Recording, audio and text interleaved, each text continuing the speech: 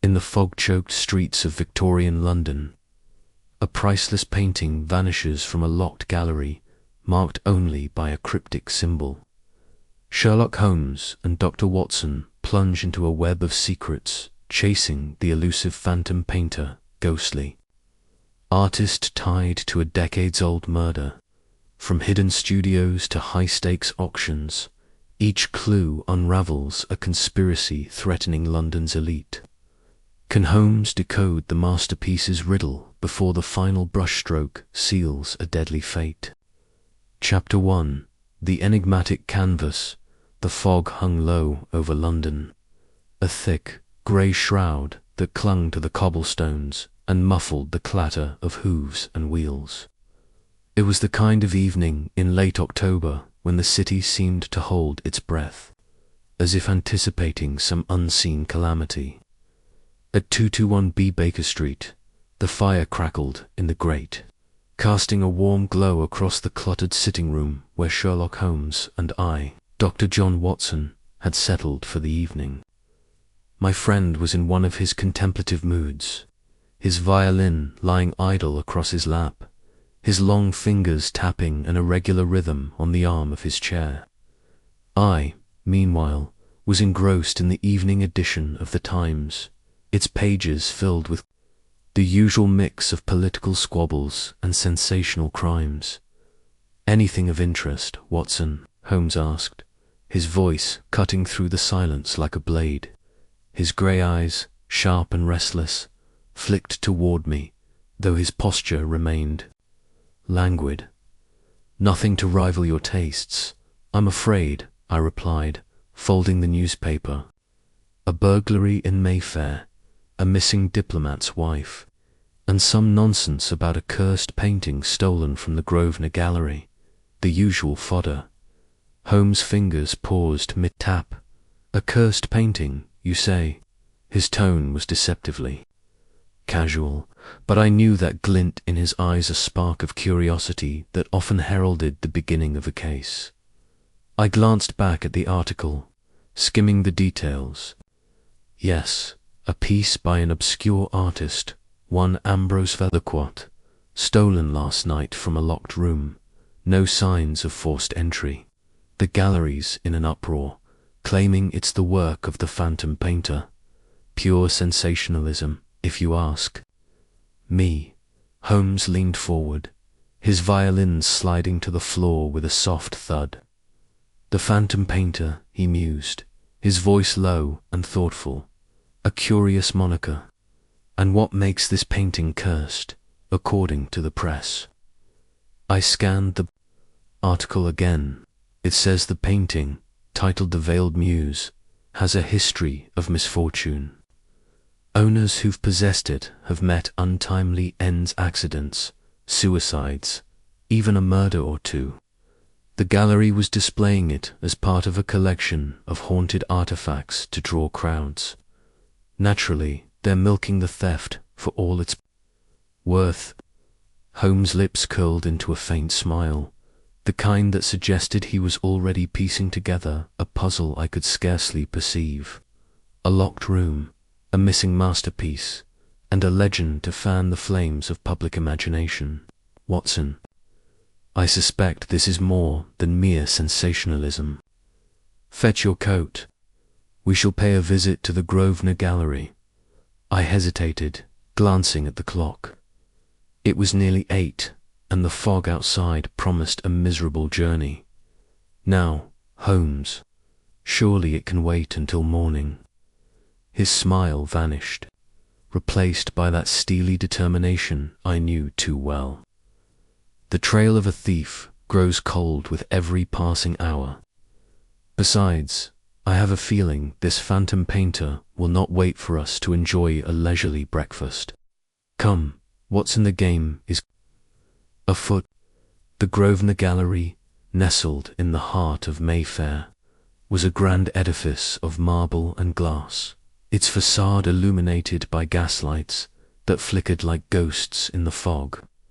As our hansom cab rattled to a stop, I could make out the silhouettes of policemen milling about the entrance, their lanterns casting feeble beams into the murk. A crowd of onlookers had gathered, their murmurs blending with the distant rumble of carriage wheels. Holmes leaped from the cab with his usual agility, his greatcoat billowing behind him. I followed, pulling my scarf tighter against the chill. A young constable, his face pale and nervous, stepped forward to bar our way.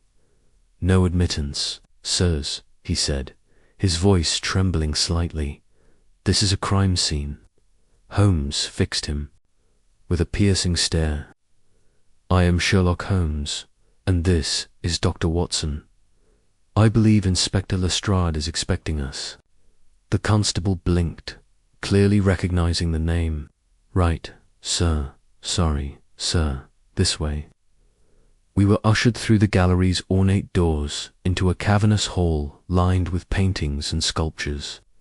The air smelled of oil paint and beeswax, and the walls were adorned with works that ranged from classical portraits to avant-garde experiments.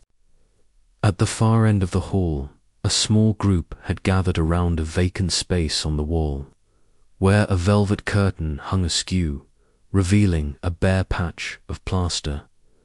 Inspector Lestrade, his ferret-like features pinched with frustration, turned as we approached. "Holmes, thank God you're here," he said, mopping his brow with a handkerchief. "This business is a right mess, and the press are circling like vultures." "Tell me everything," Holmes said, his eyes already darting too. The empty wall, the floor, the surrounding exhibits. Lead gestured to the vacant spot. "The painting, the Veiled Muse, was here last night, locked in a glass case for security. The case was opened without a key, no scratches, no damage. The painting's gone, and all we found was this." He held up a small card, no larger than a calling card, with a single symbol etched in black ink, a stylized eye within a spiral. Holmes took the card, holding it up to the light. "Curious," he murmured. "No fingerprints, no smudges. The ink is fresh, applied with precision. This is no amateur's work." I peered over his shoulder. "What does it mean, Holmes?" "A signature, perhaps," he replied, slipping the card into his pocket, "or a challenge." "Tell me, Lestrade, what do we know of this Ambrose Velicott?" Lestrade shrugged. "Not much. A recluse, by all accounts. Painted the Veiled Muse some 20 years ago, then vanished. No one's seen him since. The painting's been in private collections ever since, passing from one unlucky owner to the next." "And the curse?"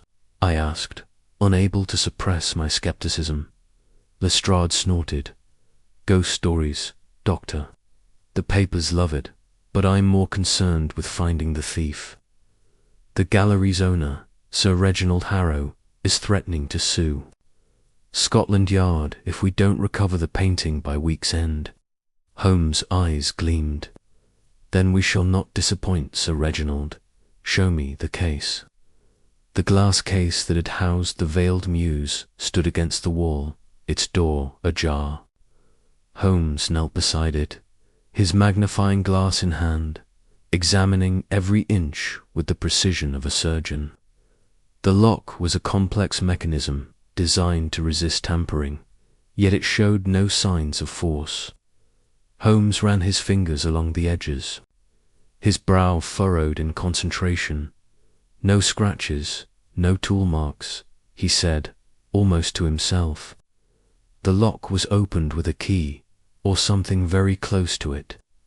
"But the gallery staff swear there's only one key," Lestrade interjected, "and it's been in Sir Reginald's possession the entire time."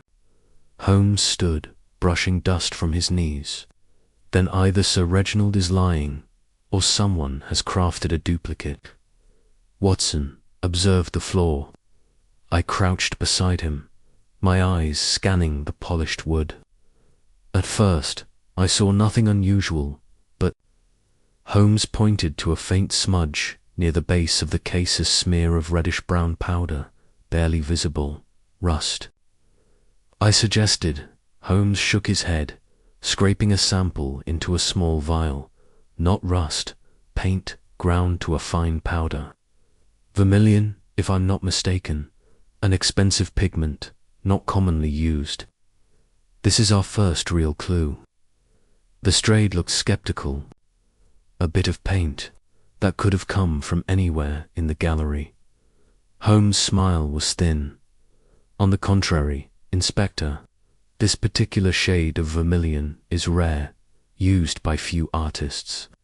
It suggests our thief is intimately familiar with the materials of their craft. Now, where is Sir Reginald? We found Sir Reginald Harrow in his private office, a lavish room filled with art and antiquities. He was a portly man in his 50s, with a florid complexion and a moustache that quivered with indignation. "This is an outrage," he bellowed as we entered. "My gallery's reputation is at stake, and Scotland Yard sends me a consulting detective." Holmes ignored the outburst, his gaze sweeping the room. "Sir Reginald, describe the events of last night. Omit no detail, however trivial." Sir Reginald puffed out his chest. "The gallery closed at 6. I locked the case myself, as I always do for valuable pieces. The staff left, the doors were secured, and the night watchman reported nothing amiss until morning, when the painting was gone. And the key?" Holmes asked. "Here," Sir Reginald said, producing a small ornate key from his waistcoat pocket. "Never leaves my person." Holmes examined the key without touching it. A complex design. "Tell me, has anyone else had access to it?" "Absolutely not," Sir Reginald snapped. "I trust no one with it." Holmes' eyes narrowed. "And yet the case was opened without force. Interesting. Tell me about the Veiled Muse. Why display it, given its reputation?" Sir Reginald hesitated, his bluster fading. "It was a draw for the public. People love a good curse story. The painting's history, its string of unfortunate owners, made it a sensation. I acquired it last year from a private collector in Paris, and this collector," Holmes pressed, "a Monsieur Dubois. He was eager to be rid of it, said it brought him nothing but trouble." Holmes nodded, filing the information away. "One last question, Sir Reginald. Have you ever heard of the Phantom Painter?" Sir Reginald's face paled. "Only rumours. A myth among artists, a figure who creates masterpieces, then destroys them or steals them back. No one knows if they're real." Holmes' smile was enigmatic. "Myths have a way of leaving footprints, Sir Reginald. We shall see." Back at Baker Street, Holmes was in his element, pacing the sitting room as he lit his pipe. The vial of vermilion powder sat on the table, alongside the card with the spiral eye symbol. I watched as he arranged his thoughts, his mind a machine of relentless logic. "The vermilion is key, Watson," he said at last. "It's not just paint, it's a signature. Only a handful of artists use such a pigment, and fewer still grind it themselves. Our thief is no common criminal. They are an artist, or someone intimately connected to one."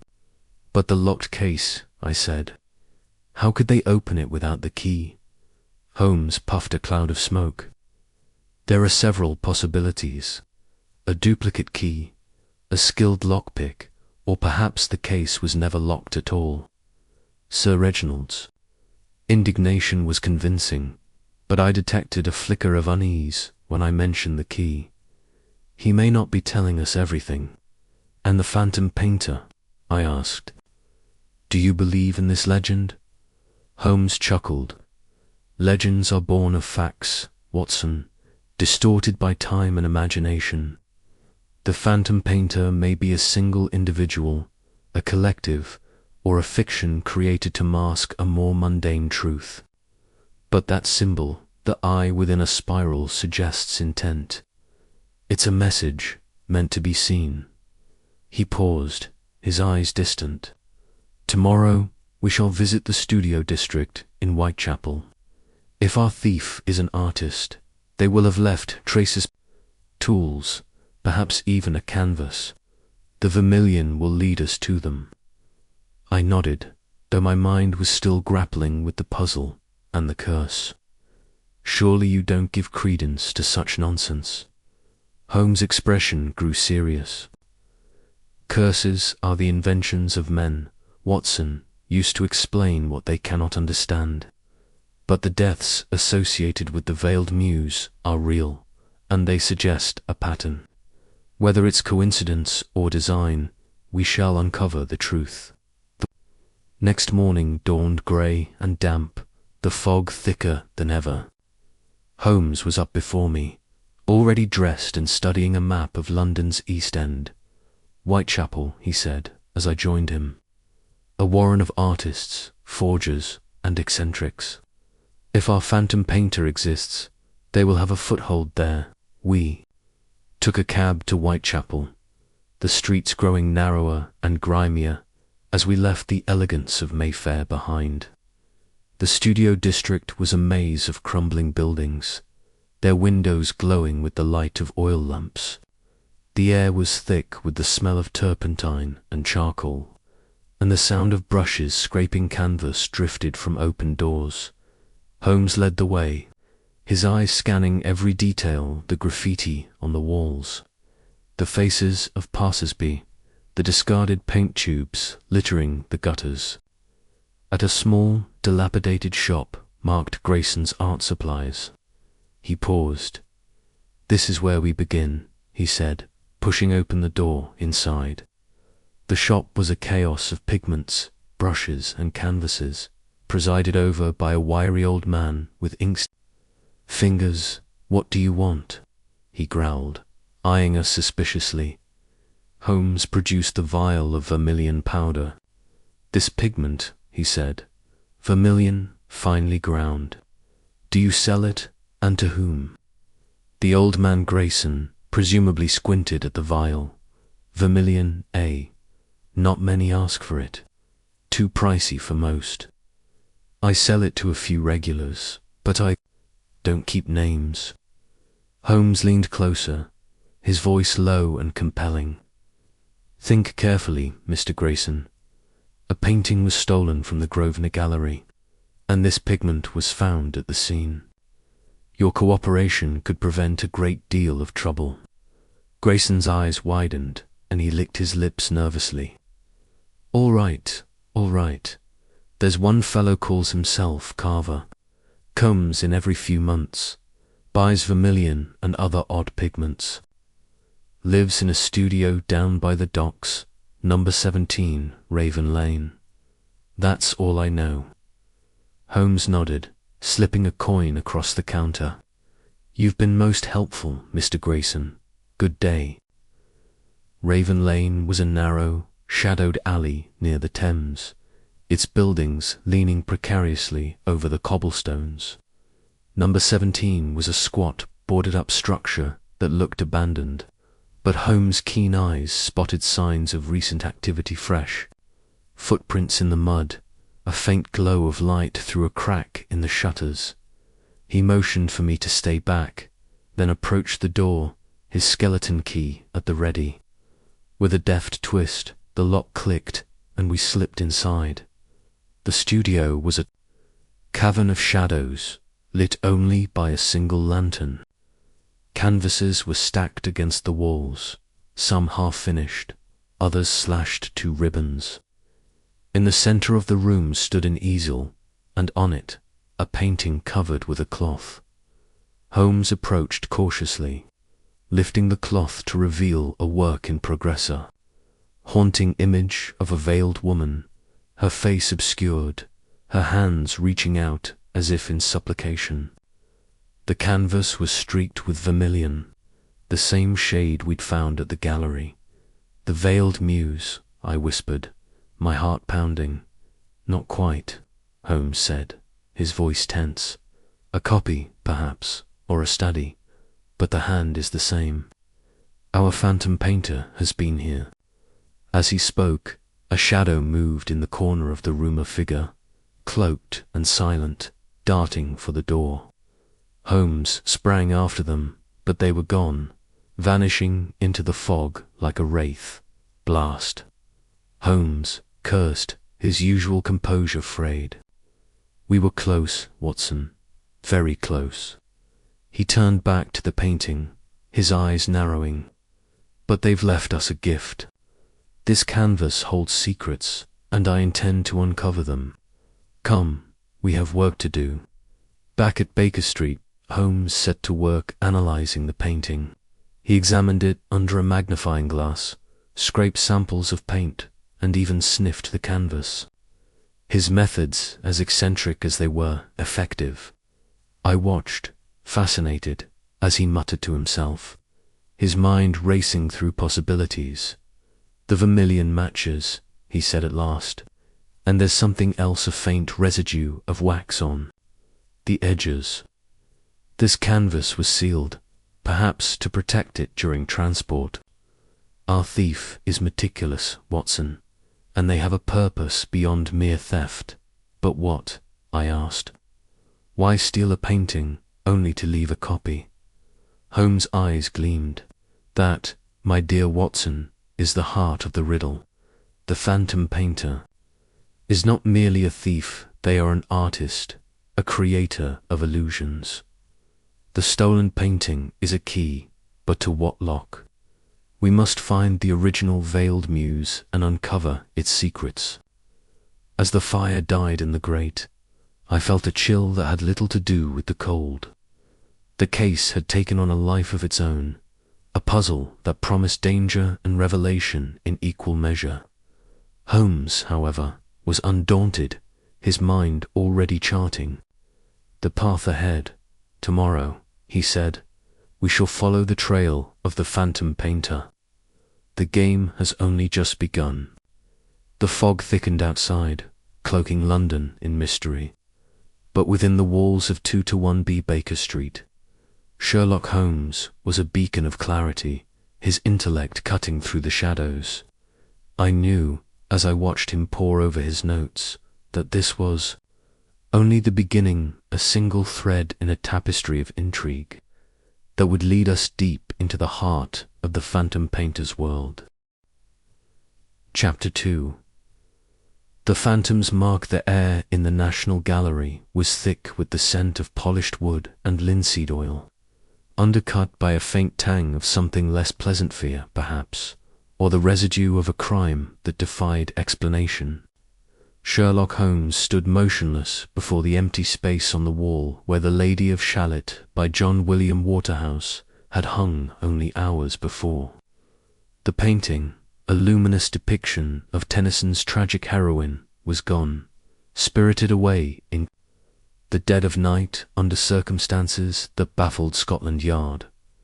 Beside him, Dr. John Watson shifted uneasily, his eyes darting between the barren wall and the small crowd of gallery officials and police officers murmuring in hushed tones at the room's periphery. Holmes's gaze, however, was fixed on a single detail, a faint, deliberate mark etched into the wall where the painting had been.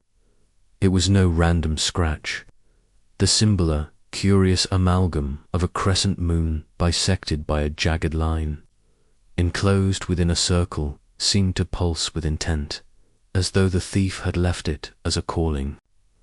Card Watson, noticing his friend's intensity, leaned closer. "What do you make of it, Holmes?" he asked, his voice low to avoid drawing attention from the nearby Inspector Lestrade, who was busy berating a young constable for some imagined oversight. Holmes did not immediately respond. His long fingers traced the air just above the mark, as if committing its shape to memory. "Curious," he murmured at last. "Very curious indeed. This is no idle vandalism, Watson. It is a signature. A signature." Watson frowned, squinting at the mark. You mean to say the thief left this deliberately, precisely? Holmes's eyes gleamed with that familiar spark of intellectual hunger. This symbol is not random. It is a message, a challenge, even meant for someone who would recognize it. And I intend to be that someone. Before Watson could press further, Lestrade approached, his face a mixture of exasperation and grudging respect. Well, Mr. Holmes, I suppose you've already solved it, have you? Care to enlighten us, mere mortals? Holmes's lips twitched in what might have been a smile. Hardly, Lestrade. But I will say this, the thief is no common criminal. The precision of this theft, the locked doors, the disabled alarms, the absence of witnesses suggests a mind of considerable cunning. And this mark, he gestured to the symbol, is our first clue to their identity. Lestrade snorted. A doodle on a wall. You're reading too much into it, Holmes. Probably some street urchin with a penknife. Then why, Holmes countered. His voice cool, is the mark etched with such precision, in a spot where only the painting's absence would reveal it? No, Inspector. This is the work of someone who wishes to be known, yet not seen. A phantom, if you will. The word hung in the air, and Watson felt a chill despite the warmth of the gallery. The notion of a phantom was not new to London's art world. For years, whispers had circulated of a figure known only as the phantom painter, shadowy artist or thief, depending on the tale, whose works or thefts were marked by this very symbol. Some dismissed it as myth, a romanticized explanation for unsolved art crimes. Others swore the phantom was real, a genius who operated beyond the reach of law or reason. Watson had always leaned towards skepticism, but standing before that cryptic mark, he felt the weight of possibility. Come, Watson, Holmes said abruptly, turning on his heel. There is little more to be gained here. The gallery has been trampled by a dozen well-meaning boots, and the evidence is already compromised. We must seek answers elsewhere. Where to, then? Watson asked, hurrying to keep pace as Holmes strode toward the exit. To the underbelly of London's art world, Holmes replied, his voice tinged with anticipation. If this mark belongs to the phantom painter, then we shall find their trail where paint and secrecy meet. The streets of London were cloaked in a late autumn fog, the kind that blurred the edges of reality and made every shadow a potential threat. Holmes and Watson's hansom cab rattled through the cobbled lanes of Soho, where the city's bohemian heart pulsed with life. Artists, poets, and less savory characters mingled in the smoky taverns and dimly lit studios that lined the district. Holmes had directed the cabby to a particular address on Dean Street, a place known only to those who traded in the city's more esoteric artistic circles. The establishment, if it could be called that, was a narrow, unmarked door squeezed between. A pawnbroker's shop and a tavern reeking of stale ale, a faded sign above Rue de Tellier will be Scudder, though the letters were so worn they were barely legible. Holmes knocked sharply, and after a moment, the door creaked open to reveal a wiry man with ink-stained fingers and a suspicious squint. Mr. Silas Vane. Holmes inquired, his tone polite but firm. Who's asking? The man replied, his voice rough as gravel. Sherlock Holmes, consulting detective. This is my colleague, Dr. Watson. We are here regarding a matter of some delicacy. Vane's eyes narrowed, but he stepped aside, gesturing them into a cramped, dimly lit room that smelled of turpentine and old canvas. The walls were lined with paintings, some half-finished, others masterpieces in their own right, though none bore the mark of a known artist. A cluttered table held brushes, pigments, and jars of murky liquid, while a single easel stood in the corner, draped with a cloth. "What's this about?" then Vane asked, folding his arms. "I don't deal with coppers, and I don't much like questions." Holmes's gaze swept the room, missing nothing. "We are not police, Mr. Vane. We are here about a painting stolen from the National Gallery, The Lady of Shalott. I believe you may know something of its thief." Vane's face remained impassive, but Watson noticed the slightest twitch of his jaw. "Don't know nothing about no stolen painting," he said gruffly. "I'm an artist, not a thief." "Indeed," Holmes said, stepping closer to the easel. "And yet your reputation precedes you. They say you are a master of pigments, capable of replicating any artist's style. A useful skill, perhaps, for one who might wish to create a forgery or conceal a stolen original." Vane bristled. "You accusing me of something, Mr. Holmes?" "Not at all," Holmes replied smoothly. "I am merely observing. For instance, I observed that the pigments on your table include a rare cadmium red, not commonly used due to its expense. Curiously, traces of that same pigment were found at the scene of the theft." Watson glanced at Holmes, surprised. The detective had not mentioned this detail earlier, and Watson suspected it was a calculated bluff. Vane, however, seemed less certain. His eyes flicked to the table, then back to Holmes. "Lots of artists use cadmium red," Vane said, but his voice lacked conviction. "Perhaps," Holmes allowed, "but fewer would pair it with this." He reached into his pocket and produced a small vial containing a speck of shimmering powder, ultramarine blue, ground from lapis lazuli, exceedingly rare, and found in minute traces near the phantoms. "Mark, I wonder, Mr. Vane, if your studio might contain such a pigment." Vane's composure cracked. "You've no right to come in here, poking about my things," he snapped, but his hands trembled as he gestured toward the door. "Get out, both of you." Holmes did not move.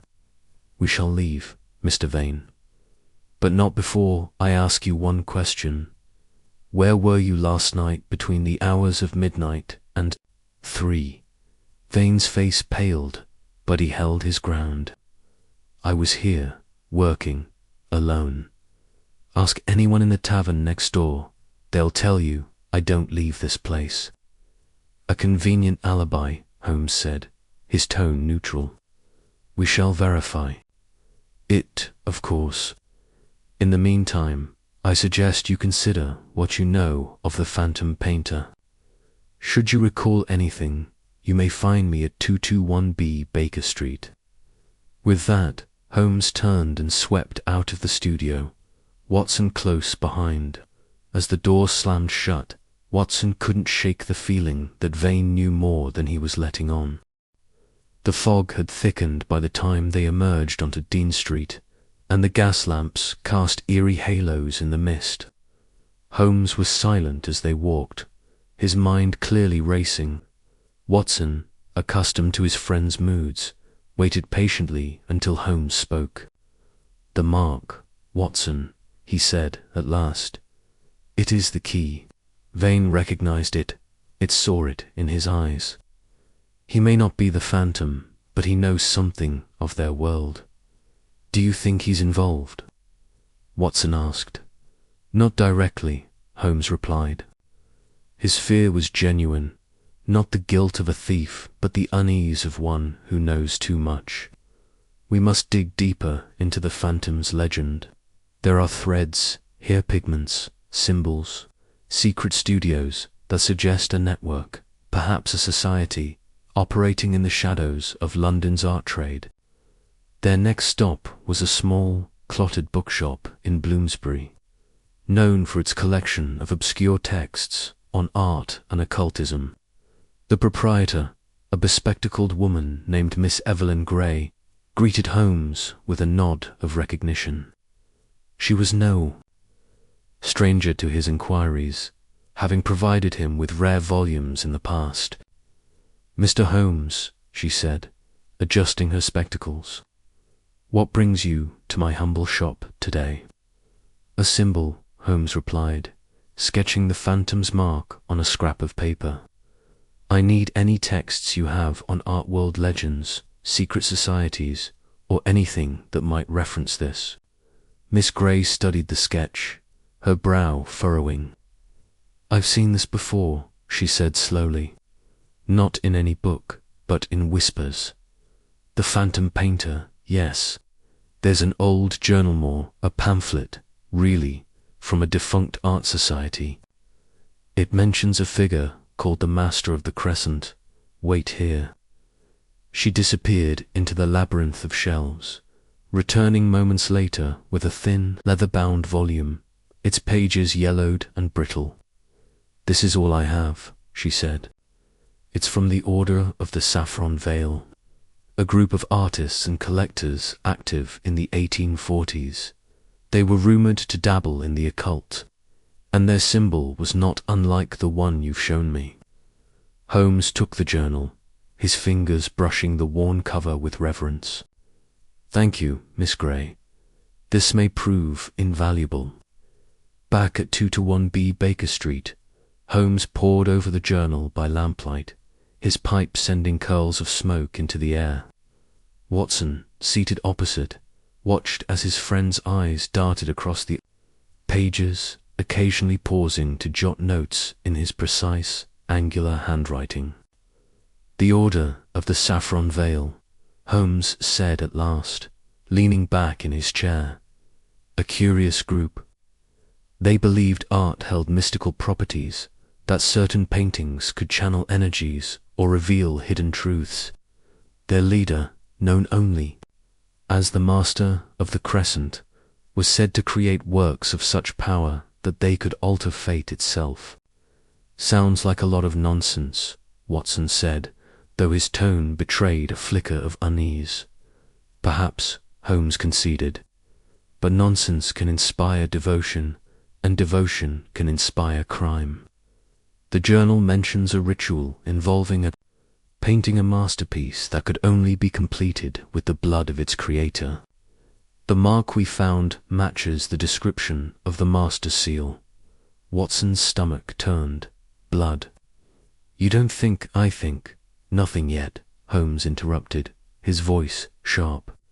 "But I observed that the theft of the Lady of Shalott was no mere robbery. The painting's history is steeped in tragedy. Its first owner died under mysterious circumstances, and rumors of a curse have followed it ever since. The Phantom's mark suggests a connection to this order, or to someone who believes in its myths." The clock struck midnight, its chimes echoing through the quiet room. Holmes rose, his silhouette stark against the flickering firelight. "Tomorrow, Watson, we shall visit the British Museum. They hold a collection of artifacts from the Order of the Saffron Veil. If the Phantom is drawing on their legacy, we may find answers there." Watson nodded, though his mind was troubled. The mark, the pigments, the whispers of a cursed painting, it all felt like stepping into a story where the lines between reality and myth blurred. As he retired to bed, he glanced at Holmes, still bent over the journal, his face illuminated by the relentless pursuit of truth. Whatever the Phantom Painter was, Watson knew one thing for certain: Holmes would not rest until the mystery was unraveled. The following morning dawned grey and cold, the fog lingering like a shroud over London. The British Museum was a hive of activity, its grand halls filled with scholars, tourists, and the occasional pickpocket. Holmes and Watson were granted access to a restricted archive, thanks to a letter of introduction from Mycroft Holmes, Sherlock's enigmatic brother. The curator, a dour man named Dr. Percival Thorne, led them to a small room lined with glass cases, each containing artifacts from long-forgotten societies. "Here," Thorne said, pointing to a case containing a series of small, intricately carved stones. "These are from the Order of the Saffron Veil. Not much is known about them, save that they were disbanded after a scandal in 1847. Something about a missing painting and a death." Holmes examined the stones, each etched with symbols not unlike the Phantom's mark. One, in particular, caught his Arja crescent moon bisected by a jagged line, enclosed in a circle. "This," he said, pointing. "Tell me about it." Thorne adjusted his glasses. "That's the seal of the Master of the Crescent. The Order believed it marked their chosen leader, a figure who could commune with the divine through art. Superstitious drivel, of course." "Of course," Holmes echoed, though his tone suggested otherwise. "And what of their paintings? Any records of a work resembling the Lady of Shalott?" Thorne frowned, then gestured to a ledger on a nearby table. "There's mention of a painting called The Veiled Lady, said to be the Order's greatest creation. It was stolen in 1847, never recovered. The description matches work in some respects, the subject, the colors, but it's impossible to say if they're the same." Holmes's eyes narrowed. "Impossible, perhaps, but not improbable. Thank you, Dr. Thorne. You've been most helpful." As they left the museum, Watson could sense the wheels turning in Holmes's mind. "What now?" he asked. "Now," Holmes said, his voice alight with purpose, "we trace the pigments. The cadmium red and ultramarine blue found at the crime scene are not common. There are only a handful of suppliers in London capable of providing them, and fewer still who would sell to someone like Vane. We shall start with the most likely shop in Covent Garden, known for catering to the city's more unconventional artists." The shop in Covent Garden was a labyrinth of shelves, each laden with jars of pigments, brushes, and canvases. The proprietor, a woman named Mrs. Clara Henshaw, greeted them with a wary smile. Her hands were stained with ochre, and her apron bore the marks of a lifetime spent in the trade. "Cadmium red and ultramarine blue," she said, when Holmes described the pigments. I sell those, but they're not cheap. Only a few buyers. In the past year, mostly artists with deep pockets or peculiar tastes." "Peculiar how?" Holmes pressed. Mrs. Henshaw hesitated, glancing around as if expecting eavesdroppers. "There's a man who calls himself Mr. Crow, always pays in cash, never gives a full name. He bought both pigments last month, along with some rare oils, said he was working on a special commission." Holmes's eyes gleamed. "Describe him. Tall, thin, dark hair. Wore a cloak, like something out of a penny dreadful. Kept his face half hidden under a hat. I didn't ask questions, his money was good." "And where might we find this Mr. Crow?" Watson asked. Mrs. Henshaw shrugged. "He mentioned a studio in Whitechapel, near the old brewery. That's all I know." Holmes tipped his hat. "You have my thanks, Mrs. Henshaw. Should Mr. Crow return, do not mention our visit." As they stepped back into the bustling streets of Covent Garden, Watson felt a surge of excitement. "Whitechapel," he said. "That's where Vane's studio is, isn't it?" "Indeed," Holmes replied. "The threads are converging, Watson. The Phantom Painter, the Order of the Saffron Veil, the pigments, they all point to a hidden studio in Whitechapel. Tonight we shall pay it a visit." That evening, under the cover of darkness, Holmes and Watson made their way to Whitechapel. The district was a maze of narrow alleys and crumbling tenements, its air heavy with the stench of coal, smoke, and despair. The address Mrs. Henshaw had given led them to a derelict building near the old brewery, its windows boarded up and its door secured with a heavy padlock. Holmes produced a set of lockpicks and set to work, his movements swift and precise. Within moments, the padlock clicked open, and they slipped inside. The interior was a cavern of shadows, lit only by the faint glow of a lantern Holmes carried. The air was thick with the smell of paint and something else, something metallic, like blood. They moved cautiously, their footsteps muffled on the dusty floor. The main room was a studio, its walls lined with canvases in various stages of completion. Most were unremarkable, but one caught Holmes's azure, half-finished painting that bore a striking resemblance to the Lady of Shalott. The same ethereal figure, the same vibrant colours, but unfinished, as if the artist had been interrupted. "Look here," Watson whispered, pointing to a workbench. On it lay a series of tools, brushes, knives, and a small vial of ultramarine blue. Beside it was a sketch, hastily drawn, of the phantom's mark. Holmes's expression darkened. "We are close, Watson, very close, but we are not alone." Before Watson could respond, a shadow moved in the corner of the room. A figure stepped into the lantern's light, all cloaked, their face obscured by a wide-brimmed hat.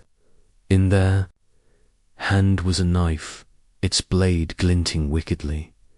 "Mr. Holmes," the figure said, their voice low and smooth, "you are as persistent as the legends say, but you are meddling in affairs beyond your understanding." Holmes's hand tightened on his cane, but his voice remained calm.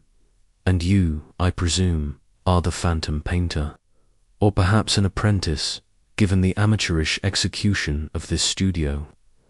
The figure laughed, a sound that sent a chill down Watson's spine. "You think to bait me, detective. Very well, but know this. The painting you seek is more than a mere canvas.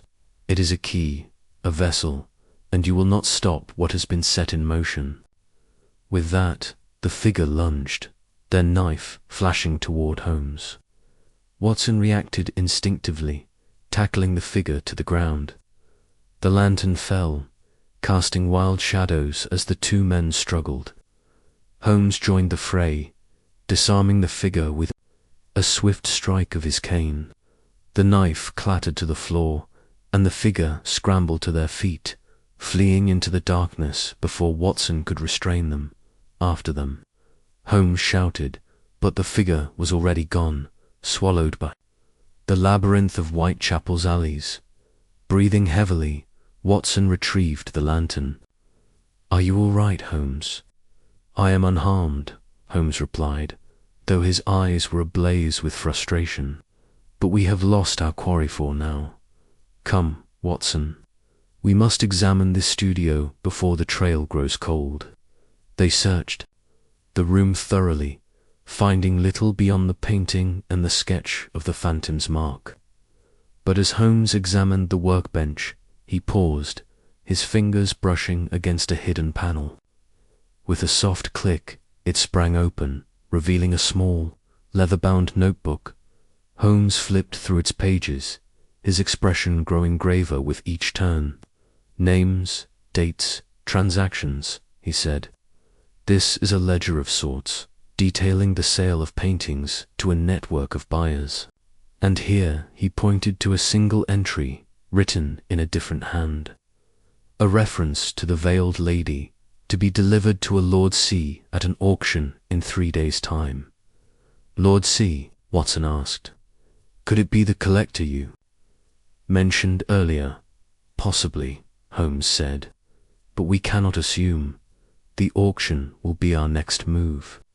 For now, we take this ledger and return to Baker Street. The phantom has shown their hand, and we must be ready for their next play." As they left the studio, the fog seemed to close in around them, a reminder that the mystery was far from solved.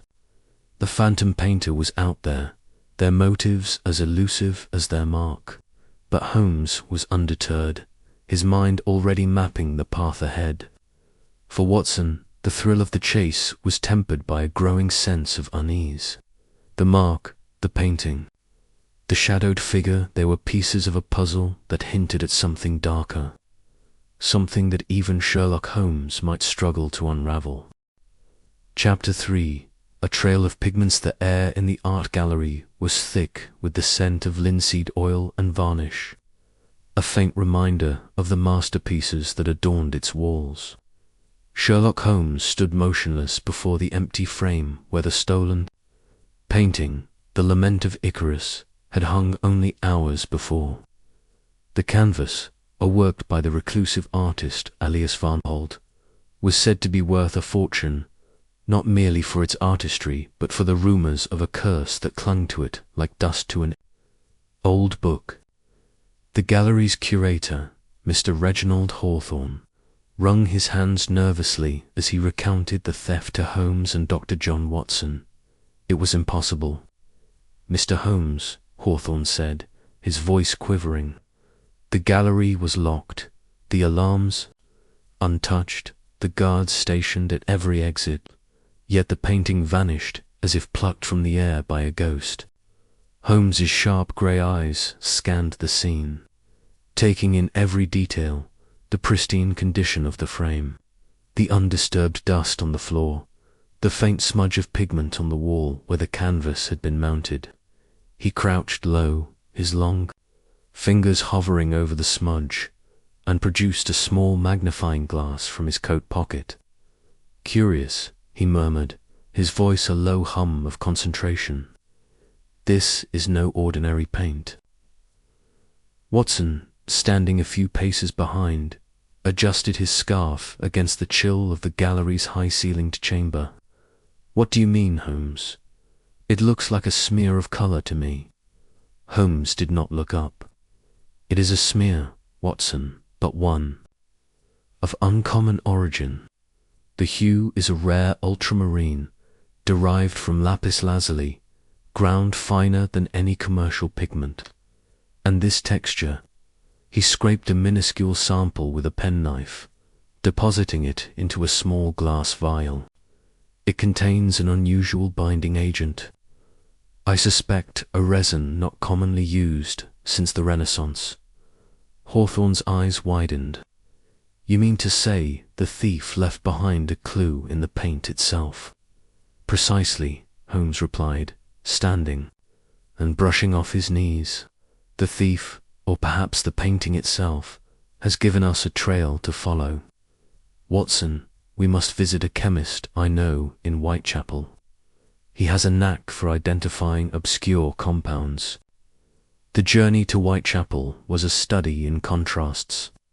The elegant streets of Mayfair, lined with gaslit lamps and polished carriages, gave way to the gritty, fog-shrouded alleys of London's East End. The hansom cab rattled over cobblestones. As Watson gazed out at the passing blur of taverns and tenements, "Holmes," he said, breaking the silence, "do you truly believe this paint will lead us to the thief?" "It seems a slender thread." Holmes's lips twitched into a faint smile. "A slender thread, Watson, is often all one needs to unravel a tapestry. The thief's carelessness in leaving this trace suggests either arrogance or haste, both of which are exploitable weaknesses." The cab halted before a narrow shopfront, its sign reading Grimble's Apothecary and Chemical Supplies. The bell above the door jingled as they entered, and a wiry man with spectacles perched on his nose looked up from a counter cluttered with vials and burners. "Mr. Holmes," he exclaimed, "what brings you to my humble establishment?" "Mr. Grimble," Holmes said, producing the vial, "I require your expertise. Analyze this pigment. I need its composition, origin, and any peculiarities you can discern." Grimble took the vial, holding it to the light. "A fine sample," he muttered, already reaching for a microscope. "Give me an hour, and I'll have answers." As they waited, Holmes paced the shop, his eyes darting over shelves of bottles and jars. Watson, accustomed to his friends' restless energy, settled into a chair and opened his notebook to jot down observations. The theft, he wrote, was not merely a crime of greed, but one of precision. The absence of forced entry, the untouched alarms, and the singular clue of the paint suggested a perpetrator with both skill and knowledge of the art world. Grimble returned, his face alight with excitement. "Extraordinary, Mr. Holmes. The pigment is indeed ultramarine, but mixed with a resin derived from the sap of the damar tree, a substance rarely used in modern painting. More curious still, I detected traces of a metallic compound possibly. Cobalt integrated into the mixture. This is no mass-produced paint. It's the work of a craftsman, likely prepared in a private studio." Holmes's eyes gleamed. "A studio, you say? Can you pinpoint a source?" Grimble hesitated. "There's a place in Whitechapel, a derelict warehouse on Raven Row. It's been rumored to house an artist's workshop, though no one knows who operates it. The locals call it the Painter's Den." Holmes clapped his hands together. "Excellent, Grimble. You've earned your fee." He turned to Watson. "Come, Watson, we have a den to explore." The warehouse on Raven Row loomed like a forgotten relic, its windows boarded and its walls streaked with grime. The fog was thicker here, curling around the building like a living thing. Holmes tested the door, finding it unlocked, a fact that made him pause. "Careless," he muttered, "or deliberate." Inside, the air was heavy with the smell of turpentine and charcoal. The faint glow of a lantern revealed a cavernous space cluttered with easels, canvases, and jars of pigment. A half-finished painting stood in the center, its colors vibrant even in the dim light. Holmes moved swiftly, examining the tools and materials. "This is no amateur's workspace," he said. "Look at the precision of these brushes, the quality of the pigments.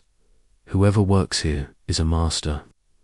Watson, peering over Holmes's shoulder, noticed a small ledger on a nearby table. He opened it, revealing a list of names and dates, alongside sums of money. "Holmes, this looks like a record of transactions. Could it be related to the theft?" Holmes scanned the ledger, his finger tracing the entries. "Possibly. These names, Lord Ashford, Mrs. Claridge, Mr. Varnholt, suggest a network of buyers or patrons. But this," he pointed to a recurring symbol in the margins, a stylized crescent moon crossed by a dagger. "This matches the mark left at the gallery, the phantom painter's signature." A sudden creak echoed from the back of the warehouse. Holmes's hand shot to his pocket, where he kept a revolver, but he signaled Watson to stay silent. They crept toward the sound, navigating a maze of crates and canvases. In a shadowed corner, a figure was hunched over a workbench, grinding pigments with a mortar and pestle. The figure froze, sensing their presence, and bolted toward a rear exit. After him, Holmes shouted, giving chase.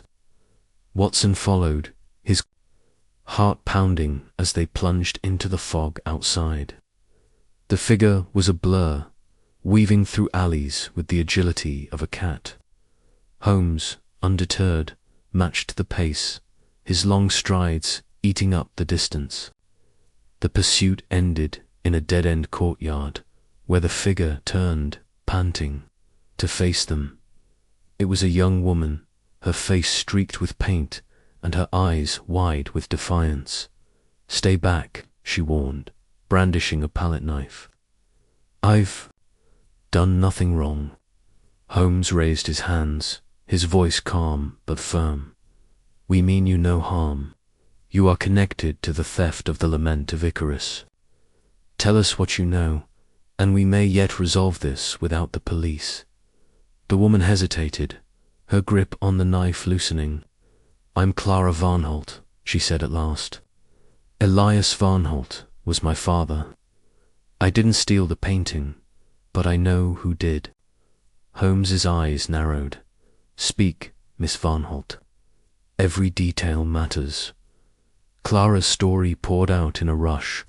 Her father, a brilliant but tormented artist, had created the Lament of Icarus as his final work before disappearing years ago. The painting, she claimed, was more than art. It was a cipher, hiding secrets that powerful men would kill to possess. After his disappearance, Clara had continued his work in secret, mixing pigments in the warehouse to honor his legacy. But recently, she had been approached by a man calling himself the Broker, who demanded access to her father's formulas and threatened her life if she refused. "He knew about the painting," Clara said, her voice trembling. "He said it was the key to something bigger, something hidden in the frame. I didn't want to help him, but he had men watching me. Last night, I saw them take the painting from the gallery. I followed, but they lost me in the fog." Holmes listened intently, his mind already racing through possibilities. "This Broker," he said. "Did he give you a name, a description?" Clara shook her head. "He wore a mask, always, but he had a scar on his left hand, shaped like a crescent moon." Holmes exchanged a glance with Watson. "The Phantom's mark," he murmured. "Miss Varnholt, you will come with us to Baker Street. You are not safe here." As they escorted Clara through the fog, Watson couldn't shake the feeling that they were being watched. The streets of Whitechapel seemed to close in around them, the shadows alive with whispers. Holmes, however, was undeterred, his mind already piecing together the puzzle. The paint, the ledger, the symbol, Clara's story, they were threads in a web. And at its center was the elusive Broker, the phantom painter himself, back at 2-1B. Baker Street. Holmes lit his pipe and settled into his armchair, the vial of pigment resting on the table before him. Clara sat nervously by the fire, clutching a cup of tea Mrs. Hudson had provided. Watson paced, his mind racing with questions. "Holmes," he said, "if this Broker is the phantom painter, why steal the painting? If it's a cipher, why not decode it at the gallery?" Holmes exhaled a plume of smoke. "The painting's value lies not in its surface, but in what it conceals. The frame, Watson, the frame is the key." Clara mentioned it, and the gallery's empty frame bore no signs of tampering. The thief took the canvas, but left the frame, suggesting they knew its secret. "We must examine it tomorrow." Clara looked up, her eyes filled with fear and determination. "My father hid something in that painting," she said. "He told me once that his greatest work would outlive him, but at a cost. I think he meant the curse." Holmes's gaze sharpened. "A curse, Miss Varnholt, is merely a story told to frighten the superstitious. But secrets are real and dangerous. Rest here tonight. Watson and I will ensure your safety." As Clara retired to a guest room, Watson turned to Holmes. "Do you believe her, Holmes? About the cipher, the Broker, all of it?" Holmes tapped his pipe against the table. "I believe she knows more than she realizes. The pigment, the symbol, the ledger, they point to a conspiracy rooted in the art world, one that reaches beyond a single theft. Tomorrow, we return to the gallery. The frame will tell us more." The next morning, the fog had lifted, revealing a London bathed in pale sunlight. At the gallery, Holmes examined the empty frame with meticulous care, his magnifying glass tracing every inch of its gilded surface. "Here," he said at last, pointing to a series of faint scratches along the inner edge. "These are not random. They form a pattern, a code, perhaps." Watson leaned in, squinting. "A code? How can you be sure?" Holmes produced a pencil and paper, sketching the scratches with rapid precision.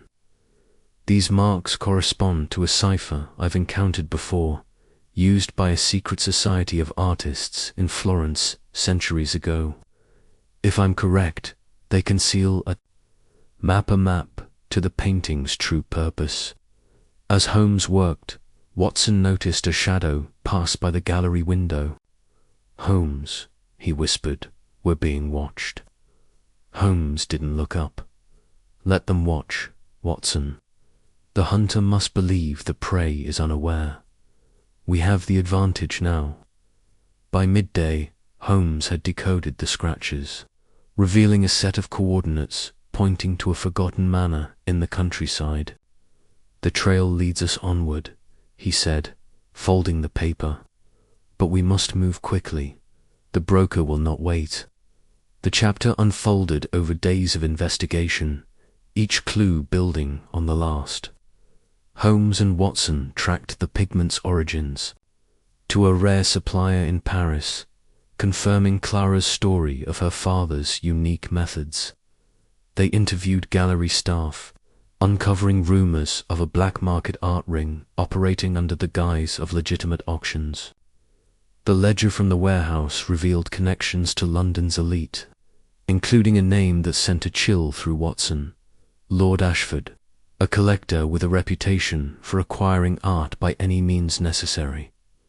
Holmes's mind palace churned, cataloguing every detail: the ultramarine pigment, the crescent moon symbol, the scratches on the frame, Clara's fear, the broker's scar. The pieces were falling into place, but the picture remained incomplete.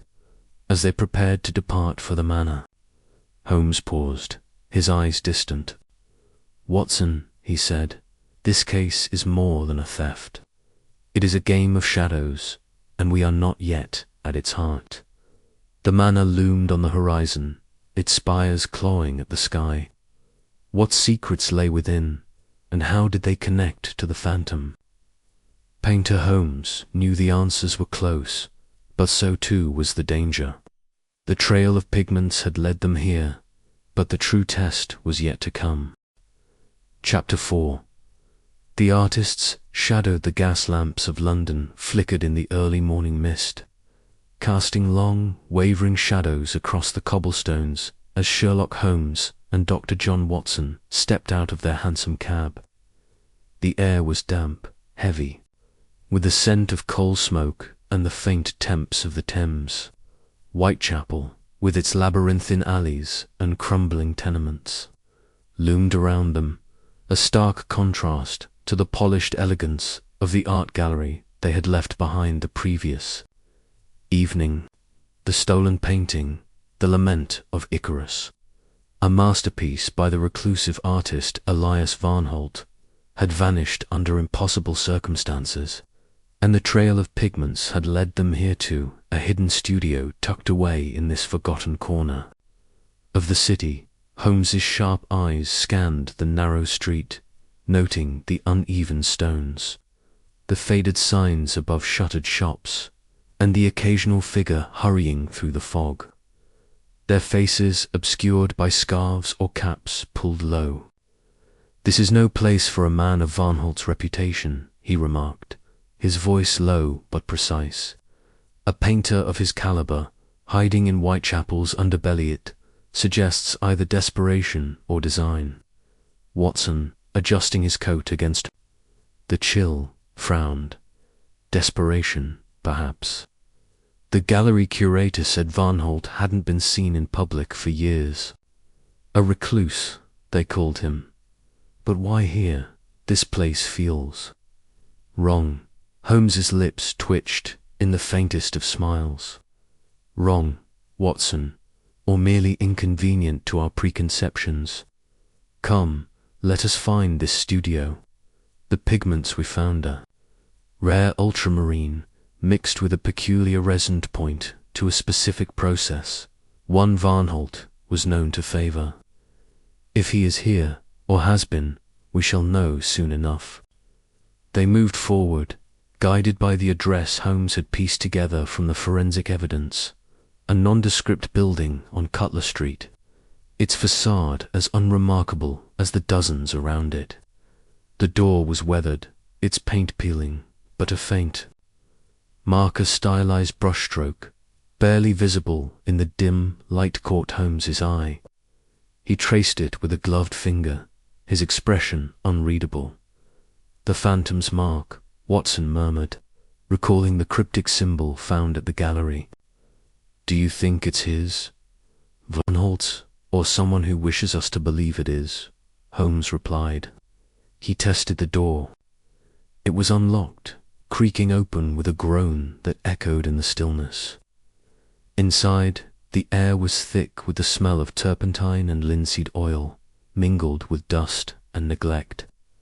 A narrow staircase led upward, its steps sagging under their weight. The studio was on the top floor, a single room lit by a grimy skylight. Canvases leaned against the walls, some half-finished, others shrouded in cloth. A workbench was cluttered with jars of pigment, brushes, and bottles of murky liquid. In the center stood an easel, empty save for a faint outline where a large canvas had recently rested. Holmes's gaze swept the room, cataloguing every detail. The scuff marks on the floor, the faint scratches on the workbench, the peculiar arrangement of paint tubes, some squeezed nearly flat, others untouched. Varnholt was here, Holmes said, crouching to examine a smear of blue paint on the floor. This is the same ultramarine as the gallery sample, with that distinctive resin binder. But look, he pointed to a corner where a pile of rags lay discarded. These are fresh, used within the last day. Someone has been working here recently, and not alone. Watson stepped closer, his eyes narrowing. You think the phantom painter is more than one person? Possibly, or Varnholt has an assistant, an accomplice, or an impostor. Holmes straightened, his fingers brushing the edge of a covered canvas. He lifted the cloth, revealing a painting of startling intensity, a figure cloaked in shadow, holding a brush that dripped crimson onto a canvas that seemed to pulse with life. The style was unmistakably Varnholt's bold, almost violent strokes, yet with a precision that spoke of mastery. Remarkable, Watson breathed. But why leave this behind? If Varnholt is the thief, why not take all his work? Holmes didn't answer immediately. He was studying the painting, his eyes tracing the lines of the figure's cloak, the way the light seemed to bend around. This was left for us to find, he said at last. A message, perhaps, or a challenge. He moved to the workbench, his fingers deftly sorting through the clutter. Beneath a stack of sketches, he found a small, leather-bound notebook, its pages filled with cryptic diagrams and hurried notes. Holmes flipped through it, his brow furrowing. Varnholt was no mere painter, he said. These are chemical formulas, pigment compositions, even references to alchemical processes. He was experimenting with something beyond art, something dangerous. Watson peered over his shoulder. Dangerous? You mean the curse the curator mentioned? Surely that's just superstition. Superstition often cloaks truth, Watson. The painting's disappearance, the locked gallery, the absence of forced entry at all points to a plan executed with precision. And this, he held up a page with a sketch of the same stylized brushstroke they'd seen at the gallery. This is the key. It's not just a mark, it's a signature of intent. Their exploration was interrupted by a faint sound, a creak from the staircase below. Holmes's hand shot up, silencing Watson. He slipped the notebook into his pocket and gestured toward the door. They moved silently, positioning themselves on either side of the entrance. The creak came again, closer now, followed by the soft shuffle of footsteps. The door swung open, revealing a figure in a long coat, their face obscured by a wide-brimmed hat. Before Watson could react, Holmes stepped forward, his voice calm but commanding. "Good morning. I presume you are here about the painting." The figure froze, then slowly raised their hands. I didn't expect anyone here," came a voice, low and cautious, with a faint accent Watson couldn't place. "Who are you?" "Sherlock Holmes, consulting detective. And this is Dr. Watson. You, I presume, are connected to Elias Van Holt, the individual posing as the phantom painter." The figure hesitated, then pulled back the hat, revealing a woman in her 30s. Her dark hair pulled back tightly, her eyes sharp and wary. "My name is Clara Van Holt," she said. "Elias was my brother, and he's dead." Watson blinked, caught off guard, but Holmes's expression remained impassive. "Dead," he said. "Convenient. Yet this studio suggests otherwise. The paint is fresh, the work recent. If Elias is dead, who has been using his tools?" Clara's jaw tightened. I've been trying to finish what he started, but I didn't steal the painting, if that's what you think. I came here to find answers, just like you." Holmes studied her, his eyes narrowing. "Answers about what?" "Precisely, about the Order," she said, her voice dropping to a whisper. "The Order of the Saffron Veil. They were patrons of Ilias's work, but they wanted more than art. They wanted his secrets." Watson exchanged a glance with Holmes. "A secret society?" he asked. "You're saying they're behind the theft?" "I don't know," Clara admitted. "But Elias was terrified of them. He said they were after the Lament of Icarus because of what he'd hidden in it. He stopped painting publicly years ago to avoid them. Then, 6 months ago, he was found in the Thames. The police called it suicide, but I know better." Holmes's fingers tapped lightly against his coat, a sign of his mind racing. "And you believe this Order is responsible for both his death and the painting's disappearance?" "I don't believe I know," Clara said fiercely. "They've been watching me, too. That's why I came here, to find his notebook." He said it held the key to everything. Holmes produced the notebook from his pocket, holding it just out of her reach. "This notebook," Clara's eyes widened. "You found it." "Please, you have to let me." "Not yet," Holmes interrupted. "First, you will tell us everything you know about the Order of the Saffron Veil. Their members, their motives, their methods. If you are telling the truth, Miss Van Holt, you have nothing to fear from us. But if you are lying," he let the sentence hang, his gaze piercing. Clara swallowed, then nodded. "All right, but not here. It's not safe. They have eyes everywhere." Holmes considered this, then inclined his head. "Very well, we shall. Return to Baker Street. But be warned, Miss Van Holt, am not easily deceived."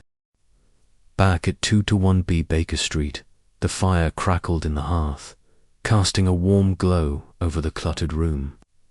Clara sat stiffly in an armchair, her hands clasped tightly in her lap, while Holmes paced slowly, the notebook open in his hands. Watson stood by the window, keeping an eye on the street below, though the fog obscured all but the faint outlines of passing carriages. The Order of the Saffron Veil. Clara began, her voice steadier now, is an old society, older than you'd think. Elias said they started centuries ago, a group of artists and scholars obsessed with the idea of art as a key to hidden knowledge. They believed certain paintings, masterpieces, could hold secrets encoded in their composition, their pigments, even their frames. Holmes paused, his eyes flicking to her. And the Lament of Icarus. It was Ilias's greatest work, Clara said. He spent years on it, longer than any other painting. He told me it was more than a picture, it was a puzzle, a map, a warning. He never explained what he meant, but he was paranoid in his final months. He said the Order wanted the painting because it revealed something they'd kill to keep secret. Watson frowned. What kind of secret could a painting hold? And why steal it now, after all these years? Clara hesitated, glancing at Holmes, who was studying her with unnerving intensity. I don't know the details, she admitted. Elias was careful not to tell me too much, but he mentioned a name, Lord Reginald Ashburn. He's a collector, one of the Order's leaders. Elias said he was dangerous, that he'd do anything to get the painting. Holmes's eyes narrowed. Ashburn, a name worth investigating. And the notebook. It's his research, Clara said. Elias was experimenting with pigments, trying to recreate formulas from ancient texts. He said the Order was after his discoveries, something about a substance that could change how people see the world. Holmes flipped through the notebook again, his fingers pausing on a page filled with alchemical symbols and a sketch of a saffron-colored veil. Fascinating, he murmured. This goes beyond art. Varnholt was dabbling in chemistry, perhaps even pharmacology. A pigment that affects perception. It could be a drug, a poison, or something entirely new. Watson shook his head. This is getting stranger by the minute. A secret society, a cursed painting, and now some kind of mind-altering paint. Holmes, are we sure this isn't just a wild goose chase? Holmes's smile was thin. Every chase is wild until the quarry is caught, Watson. Miss Varnholt, you will remain here under Mrs. Hudson's care while we verify your story. If the Order is as dangerous as you claim, you are safer with us than alone. Clara nodded, though her eyes were troubled. Thank you, but please be careful. The Order doesn't forgive, and they don't forget. The rest of the day saw Holmes and Watson plunging deeper into the mystery. Holmes dispatched a series of telegrams, calling on his network of Informant Street urchins, cabbies, and even a few disreputable figures from London's underworld. By evening, they had a lead. Lord Reginald Ashburn, a wealthy art collector with a mansion in Mayfair, was hosting a private gathering that night, rumoured to be a meeting of the Order of the Saffron Veil. Holmes, dressed in a nondescript suit, to avoid attention, and Watson, armed with his revolver, made their way to Mayfair. The mansion was a grand affair, its windows glowing with golden light, the sound of music and laughter spilling into the street. They slipped around to a side entrance, where Holmes's lock-picking skills granted them access to a servant's corridor. Inside, the air was thick with the scent of cigar smoke and perfume. The gathering was a masquerade, with guests in elaborate masks and costumes, their voices a low hum of intrigue. Holmes, ever observant, noted the details. The paintings on the walls, all in Varnholt's style. The way certain guests exchanged glances, as if sharing secrets. And, most telling, a saffron-coloured ribbon pinned to the lapel of a tall, silver-haired man who could only be Lord Ashburn. "He's our man," Holmes whispered to Watson. "But we must be cautious. If the Order is here, They'll be watching. For interlopers, they mingled, Holmes adopting the persona of a minor art dealer, Watson his assistant.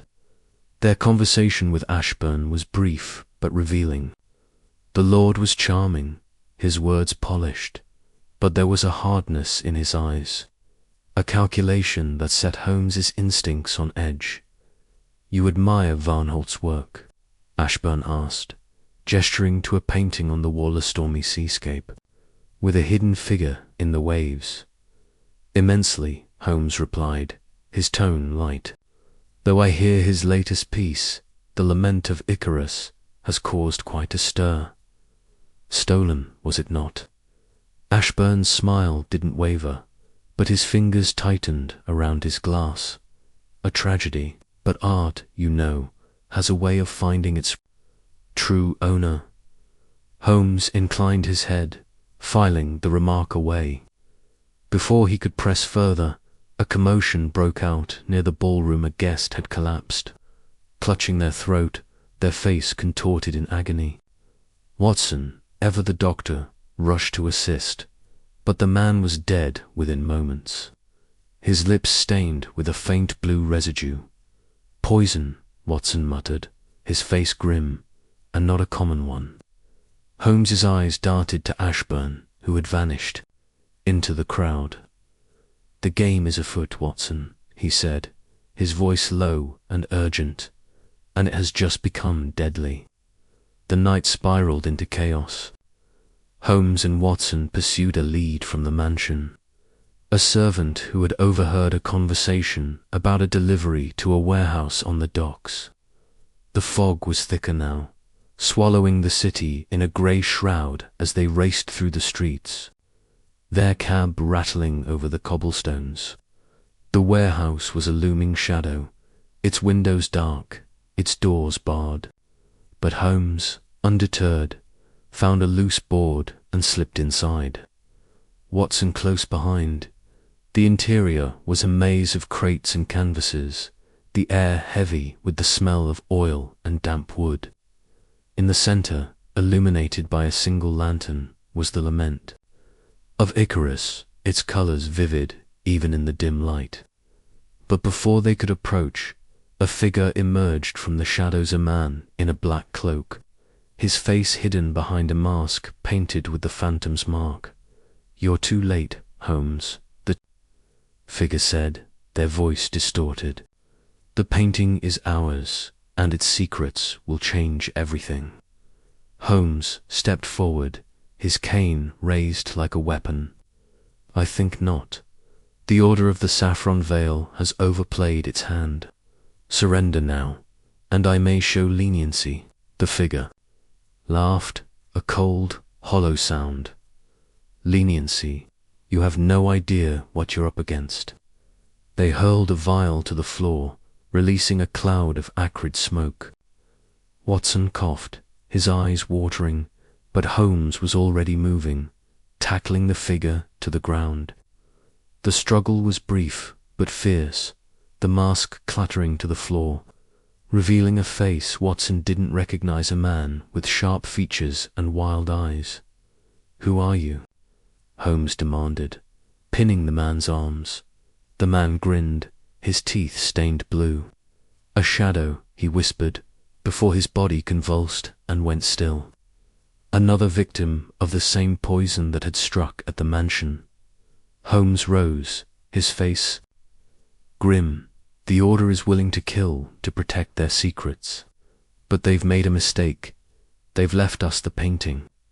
Watson stared at the canvas, its depiction of Icarus's fall both beautiful and haunting. "What now, Holmes?" "Now," Holmes said, his eyes gleaming, "we decode its secrets." The frame, Watson looked at the frame. They examined the painting's ornate frame, and there, hidden in the carvings, was a series of tiny symbols, almost invisible to the naked eye. Holmes traced them with his finger, his mind already working. "A cipher," he murmured, "and it will lead us to the heart of the Order." As they left the warehouse, the painting carefully wrapped, the the fog seemed to close in around them, a reminder that the mystery was far from solved. The shadow of the artist loomed large, and the Order of the Saffron Veil was watching, waiting for their next move. Chapter 5. Whispers in the Fog.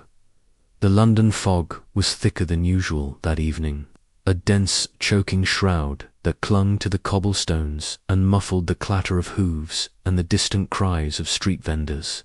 Dr. John Watson adjusted his scarf, his breath visible in the damp air as he stepped out of the hansom cab. The city's pulse seemed subdued, as if the fog itself were a conspirator, hiding secrets in its grey folds. Holmes had sent him on a peculiar errand, one that felt both urgent and vague. As was often the case with his friend's cryptic instructions. "Seek the whispers, Watson," Holmes had said, his eyes glinting with that familiar intensity. "The underworld knows more than it speaks. Find the threads that tie the phantom painter to the black market art trade." Watson's destination was a dimly lit public house in the East End, a place called the Rusty Anchor, known to be a haunt for those who operated in the shadows of London's respectable society. The establishment sat at the corner of a narrow alley, its windows grimy and its sign creaking in the wind. Watson pushed open the door, the scent of stale beer and tobacco smoke assaulting his senses.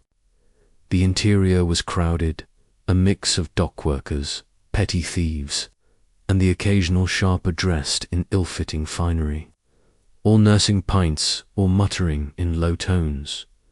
He scanned the room, his military bearing making him stand out despite his attempt to blend in with a worn overcoat. Holmes had been specific. Find a man named Silas Crowe, a known fence with a penchant for rare artifacts. Crowe was said to have connections to the art world's underbelly, and if anyone knew about a stolen masterpiece, it would be him, Watson's. Eyes settled on a wiry figure in the corner, hunched over a table with a single candle casting flickering shadows across his sharp features. The man's eyes darted nervously, and a scar ran jaggedly across his left cheek, a mark that matched Holmes's description. Watson approached, his boots thudding softly on the sticky floor. "Silas Crowe?" he asked, keeping his voice low but firm. The man's eyes narrowed, assessing Watson with a predator's caution, whose esque in his voice was gravely tinged with suspicion. "A friend," Watson replied, sliding into the chair opposite. "One who's interested in unusual acquisitions." Crowe leaned back, his fingers drumming on the table. "Plenty o' friends in London, mate. What makes you special?" Watson slid a small coin across the table, a prearranged signal Holmes had insisted upon. It was no ordinary coin, but a curious piece etched with a faint symbol, crescent moon entwined with a rose, the same mark found at the gallery where the painting had vanished. Crowe's eyes widened briefly before he pocketed the coin with practiced ease. "All right," Crowe said, his tone softening. "You've got my ear. What's it you're after?" "Information," Watson said, "about a painting. A very particular one, taken from a gallery on Bond Street. Word is, it's passed through hands that don't see daylight." Crowe's lips twitched into a smirk. "The phantom's work, your chasse and ghosts, friend. That painting's cursed, they say. Nobody touches it without trouble following." "Then you know of it," Watson pressed, leaning forward. "Who's moving it? Where's it gone?" Crowe glanced around, ensuring no one was eavesdropping. The din of the pub provided cover, but his paranoia was palpable. "You don't understand what you're poking at. This ain't just about a painting. It's bigger. There's a ring, see? Not just thieves, but tough-high society types. They collect things, rare things, and they don't care how they get 'em. The phantom painter. He's their shadow, their artist in the dark. Watson's pulse quickened. A black market art ring involving London's elite was precisely the kind of lead Holmes would pounce on. Names, he said. Give me names. Crow hesitated, his fingers tightening around his glass. You don't just name names in this game, but I'll give you a start. Look for a bloke called Red Jack, runs a gambling den near Spitalfields. He's the one who moves the goods, sets up the deals. If your painting's in play, he'll know. And where do I find this Red Jack? Watson asked, committing the name to memory. Crow leaned closer, his voice dropping to a whisper. The Devil's Dice, a cellar club off Brick Lane. But watch yourself. Jack's not one for strangers, and his lads are quick with a blade. Watson nodded, rising from the table. You've been helpful, Crow. Keep that coin close. My friend might call on you again. Crow's smirk returned, though it was tinged with unease. Tell your friend to tread light. The fog hides more than you think. Outside, the fog had thickened, swallowing the street lamp's feeble glow. Watson pulled his coat tighter and set off toward Spitalfields, his mind racing. Holmes had suspected the theft was no simple crime, but Crow's words suggested a network far more intricate than a lone thief. The mention of high society was troubling. Holmes had long held that the worst crimes often hid behind wealth and respectability. The journey to Brick Lane was slow, the fog forcing Watson to navigate by memory and the occasional flicker of light. The streets grew narrower, the buildings leaning closer as if conspiring to block his path. The Devil's Dice was not a place one stumbled upon. It was hidden, known only to those who sought it.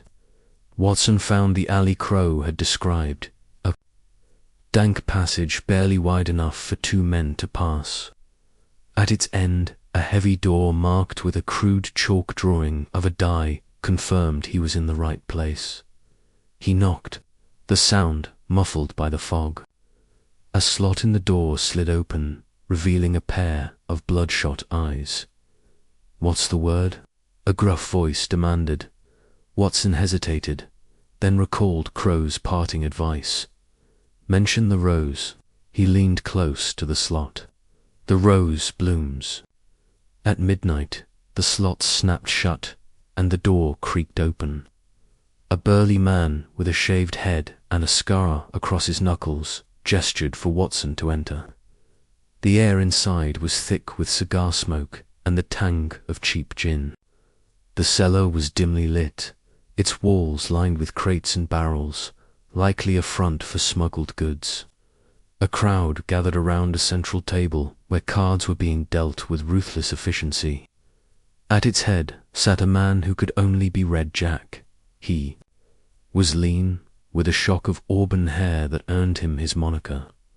His eyes were sharp, calculating, and his fingers moved with the precision of a card sharp. A velvet coat, too fine for this den, marked him as a man who straddled what criminal, part gentleman. Watson approached cautiously, aware of the eyes tracking his every move. Red Jack? Watson asked, standing across from the table. Jack didn't look up from his cards. Depends who's asking. You don't look like you're here for a game. I'm here about a painting, Watson said, keeping his tone neutral. One that vanished from Bond Street. I hear you're the man to talk to about such things.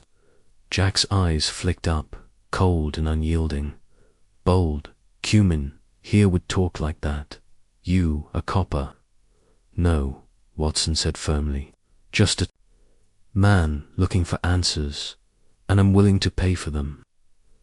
Jack set his cards down, leaning back in his chair. Answers cost more than coin in a place like this. That painting's a ghost story. Nobody's seen it, but everybody's tacking. Why's it matter to you? It matters to a friend, Watson said, choosing his words carefully. He thinks it's tied to something bigger. A ring, maybe. One that deals in more than just art. Jack's expression didn't change, but his fingers stilled, a subtle tell that Watson noted. You're fishing in deep waters, mate. That painting's got a curse on it.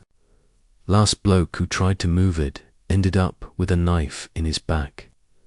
Then you do know something, Watson said, pressing his advantage. Who's behind it? Who's buying? Jack's lips curled into a sneer. You think I'd spill that easy? Look around. This ain't a place for loose tongues. He gestured to the men around him, their hands resting on knives or cudgels. Watson held his ground, his army training steadying his nerves. I'm not here to cause trouble, but my friend, he's not one to let things lie. You help me, and I can make sure he doesn't come knocking. Jack studied him for a long moment, then leaned forward, his voice low. All right, I'll give you a crumb. The painting's not in London anymore. Word is, it's gone north, to a manor outside the city. Some toff's got it, someone with more money than sense, but you won't get a name from me, not tonight. Watson nodded, sensing he'd pushed as far as he could. North, you say anything else? Jack's eyes gleamed with malice. Yeah, watch your back. The phantom's got eyes everywhere. Watson left the devil's dice with more questions than answers, but the lead was solid. A manor outside London, a wealthy buyer. This was something Holmes could work with. The fog seemed to press closer as he made his way back to Baker Street, the city's secrets whispering in the haze. He couldn't shake the feeling that he was being watched, that the phantom painter's shadows stretched far beyond the stolen canvas. Back at 2-1B, Holmes was waiting, his violin resting on his knee, as he stared into the fire. Watson recounted every detail Crow's cryptic warnings. The rose and crescent coin read Jack's guarded admission about the painting's northward journey. Holmes listened in silence, his fingers steepled beneath his chin. Excellent work.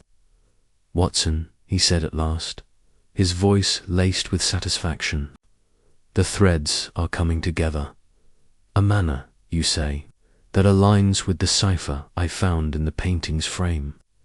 Tomorrow we shall pursue this lead, but tonight rest. The fog may hide our enemies, but it cannot obscure the truth for long. Watson settled into his chair, the weight of the evening settling over him. The phantom painter was no mere thief, and the black market ring was a hydra with many heads. As the fire crackled, Watson couldn't help but wonder what secrets awaited them in the North End, whether the fog would lift to reveal them, or thicken to conceal a greater danger. The next morning, Holmes was already at work, maps and papers strewn across the table. The manor Red Jack mentioned, he said without preamble, is likely one of 3 estates within a day's journey from London, each owned by a figure prominent enough to indulge in illicit art dealings. We must narrow it down. Watson peered over his shoulder at the map, marked with precise annotations in Holmes's hand. How do you propose we do that? Holmes's eyes gleamed. We follow the pigment, Watson. The traces found at the Gallery Vaux. Unique ochres and ultramarines are not common. I've traced their likely source to a supplier in Yorkshire, near one of these estates. We shall pay a visit, ostensibly as buyers, and see what whispers the fog yields there. The journey to Yorkshire was a blur of rattling trains and rolling countryside, the fog giving way to open fields and looming hills. The estate they sought was a grand Gothic pile called Haverford Manor, owned by a reclusive baronet named Sir Reginald Vane. Vane was known for his art collection, though rumours swirled that not all his acquisitions were legal. Holmes, ever the master of disguise, adopted the persona of a Dutch art dealer, complete with a faint accent and a monocle, while Watson played the role of his assistant. The manor's gates loomed like sentinels, and the butler who greeted them was as stiff as the stone walls. "Sir Reginald is not expecting visitors," he said, his tone clipped. "Nevertheless," Holmes replied, his Dutch accent flawless, "we have come far to discuss a matter of mutual interest. Tell him Herr Vandermeer wishes to speak of rare canvases." The butler hesitated, then led them to a drawing-room filled with paintings, each a masterpiece in its own right. Watson's eyes lingered on a dark landscape, its colours eerily reminiscent of the stolen painting's palette. Holmes, meanwhile, scanned the room with predatory focus, noting every detail: the dust on the frames, the faint smell of turpentine, the locked cabinet in the corner. Sir Reginald entered, a tall man with a hawkish face and eyes that seemed to see through their disguises. "Herr Vandermeer," he said, his voice smooth but guarded, "to what do I owe this visit?" Holmes smiled, all charm. "A mutual acquaintance suggested you might have an interest in a certain painting one, recently parted from its gallery. We represent a buyer eager to acquire it." Vane's expression remained impassive, but his fingers twitched, a telltale sign. "I'm afraid I don't know what you mean. My collection is entirely above board." "Of course," Holmes said, his tone light but his eyes sharp, yet rumours persist. "A canvas marked with a crescent and rose, perhaps. We would pay handsomely for such a piece." Vane's gaze hardened. "You've been misinformed. I suggest you leave before you waste more of my time." Holmes bowed, undeterred. "A pity, but we shall be in touch, should you reconsider." As they left the manor, Watson sensed the weight of unseen eyes. "He knows something," he whispered. "Undoubtedly," Holmes replied, "and he is not alone. Did you notice the cabinet? Its lock is new, and the turpentine suggests recent painting or cleaning. We must return tonight, Watson, under less formal circumstances." That night, under cover of darkness, they crept back to Haverford Manor. The fog had returned, a spectral ally cloaking their approach. Holmes picked the lock on a side door with ease, and they slipped into the silent house. The drawing-room was as they'd left it, but the cabinet was now their target. Holmes worked swiftly, his tools glinting in the moonlight. The door swung open, revealing a small canvas wrapped in cloth. Holmes unwrapped it carefully, and Watson's breath caught. It was not the stolen masterpiece, but a sketcher's study for the painting, marked with the same crescent and rose. "A clue," Holmes murmured. "This is no coincidence. Vane is connected, but he is not the mastermind." A creak echoed through the house, and Watson's hand went to his revolver. Footsteps approached, heavy and deliberate. Holmes replaced the sketch and closed the cabinet, pulling Watson into the shadows. A figure entered, lantern in hand. Sir Reginald himself, his face pale and drawn. He checked the cabinet, satisfied it was locked, then left without a word. "We've stirred the nest," Holmes whispered. "Vane is nervous, but he's not the phantom. We must dig deeper." Back in London, Holmes retreated to his mind palace, pacing as he sifted through the clues. Watson watched, knowing better than to interrupt. Finally, Holmes stopped, his eyes alight. The sketch, Watson. Its style, its pigments, they match the stolen painting precisely. But they also match another work, one I saw in a catalogue of a private collection. The Phantom Painter is not one artist, but a title passed down through a secret society. Vane is a member, but the true leader is elsewhere, someone with access to the highest echelons of society. Watson frowned. Then, where do we look next? Holmes smiled, a predator scenting prey. The auction, Watson. The one Red Jack's ring supplies. It's time we bid on the truth. The investigation was far from over, but the fog was lifting, if only slightly.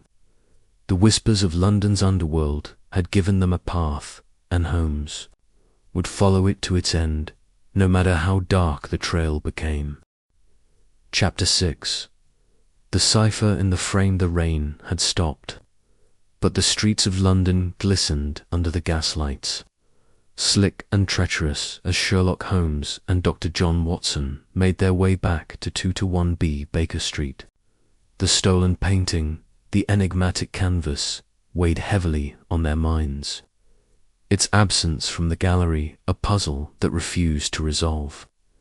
Holmes, as was his custom, walked with purpose, his long coat flapping against his legs, while Watson struggled to keep pace, his thoughts tangled in the cryptic symbol they had found at the crime scene. A swirling mark, half fetched in charcoal, half painted in a peculiar shade of crimson. Inside their lodgings, the fire crackled, casting flickering shadows across the cluttered room. Holmes tossed his coat over a chair and made straight for the table where the frame of the stolen painting had been left by the gallery curator, Mr. Haverford. The frame, ornate and gilded, was an artifact in its own right, its intricate carvings suggesting a craftsmanship far older than the painting it had once held.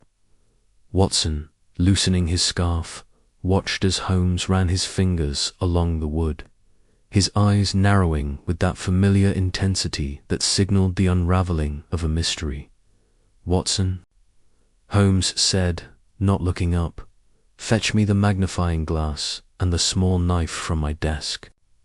Watson complied, retrieving the requested items from the chaos of papers, tobacco ash, and chemical vials that littered Holmes's workspace. He handed them over, noting the faint hum of excitement in Holmes's movements. "What do you suspect?" Watson asked, leaning closer as Holmes began to examine the frame's inner edge. "Suspect?" Holmes murmured, his voice low, almost to himself. "I do not suspect, Watson. I observe. And what I observe here is no mere frame, but a cipher message hidden in plain sight."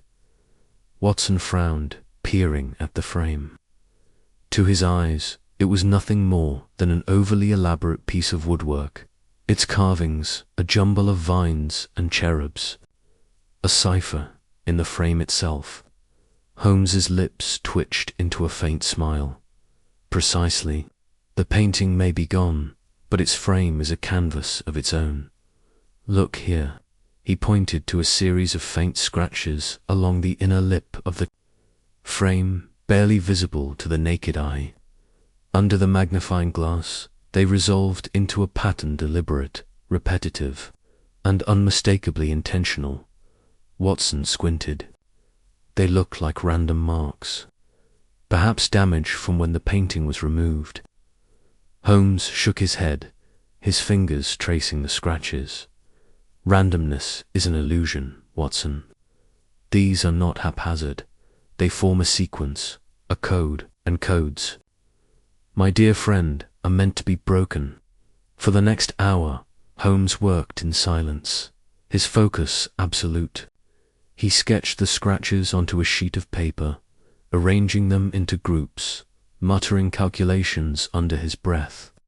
Watson, accustomed to these periods of intense concentration, busied himself with making tea, though his eyes kept drifting to the frame, the room filled with the scent of tobacco as Holmes lit his pipe, the smoke curling upward like the tendrils of the mystery itself. At last Holmes leaned back, his eyes gleaming.